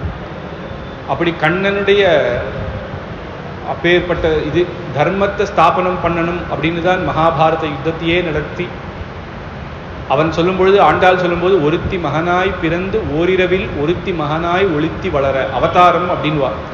பிறந்துன்னே சொல்லக்கூடாது. பகவான் பிறந்தேர்னா நம்ம தான் பிறப்போம். 10 மாசம் வயிற்றுல இருந்து நம்ம இந்த அப்பா அம்மாவுக்கு தான் பிறக்கணும்னு நினைச்செல்லாம் பிறக்க முடியாது. ஏற்கனவே சொன்னேன், அது புண்ணிய பாப்பத்தினால வருது, கர்மாதீனம். ஆனா பகவான் அவதாரம். அவன் கர்மாதீனத்தினாலேயோ புண்ணிய பாப்பத்தினாலேயோ அவன் பிறக்கல. அவன் இச்சப்பட்டு அவன் அவதாரம் பண்றான். அவன் 10 மாசம் யார் கர்ப்பத்திலையும் இல்லை, தேவகி கர்ப்பத்துல இல்லை. ஆனா அன்னைக்கு அவன் அப்படியே அவதாரம் பண்றான். ஆனா ஆண்டாள் சொல்லும் போது ஒருத்தி மகனாய் பிறந்துன்னு சொல்றாளே. சுக்காச்சாரியரே அந்த வார்த்தை சொல்லல, பிறந்துன்னு சொல்லல, பயப்படுற. ஏன்னா பகவான் அவதாரம். ஆனா ஆண்டாள் சொல்றாளே அப்படின்னா, ஆண்டாள் என்ன சொல்றான்னா, கண்ணன் மனுஷர்கள் எவ்வளவு கஷ்டப்படணுமோ அத்தனை கஷ்டமும் படுறானே பாவம். எந்த குழந்தை பிறக்கும் போதே ஜெயில பிறக்கிறது, அஷ்டமி, அதையும் மாத்துறான். இங்கிருந்து ஒரு நாள் ஒருத்தி மகனாய் பிறந்து ஓரிரவில் அடுத்த நாள் வேற அம்மா கிட்ட போறான். திருப்பியும் 10 வயசு ஆனவொன்னா திருப்பி இந்த அம்மா, அந்த அம்மா கதறின்னு இருக்கா, கண்ணன் வரலையே. கண்ணனுடைய லீலைகள் சேஷ்டித்தங்கள்லாம் பார்த்தா ஆனந்தமா இருக்கு. ஒரு பக்கம் பார்த்தா குழந்தைய கொலை பண்ண பூத்தனை வந்துட்டான், சகட்டாசுரன் வந்துட்டான். ஒவ்வொரு இடத்துலையும் ஆபத்து. ஒரு பக்கம் துஷ்ட நிகிரகம் நடந்துட்டே இருக்கு, ஒரு பக்கம் சாது ரட்சணமும் நடந்துட்டே இருக்கு. அவன் சந்தோஷத்தை மட்டும் நமக்கு தந்தான். அவன் உள்ள எவ்வளவு கஷ்டம் இருந்தாலும் அதை எதுவுமே எடுத்துக்காத இருந்தான் இல்லையா, அதுதான் லீலைகள். அது நமக்காகவே அனுகிரகம் பண்ணுது. இப்பேற்பட்ட கிருஷ்ணனுடைய அனுபவம் நமக்கு எப்பயுமே இருக்கணும். அவன் எப்பயுமே இப்பேற்பட்ட சன்சர்க்கத்தை கொடுக்கணும். கிருஷ்ணா அனுபவத்தோடு எல்லாரும் இருக்கணும் அப்படின்னு கிருஷ்ணார்ப்பணமஸ்து அப்படின்னு பெருமாள் வேண்டிண்டு இதை முடிச்சுக்கிறேன். கவிதார்த்திக சிம்ஹாய கல்யாண குணசாலினே ஸ்ரீமதே வெங்கடேஷாய வேதாந்த குரவே நமஹ. ஸ்வஸ்தி.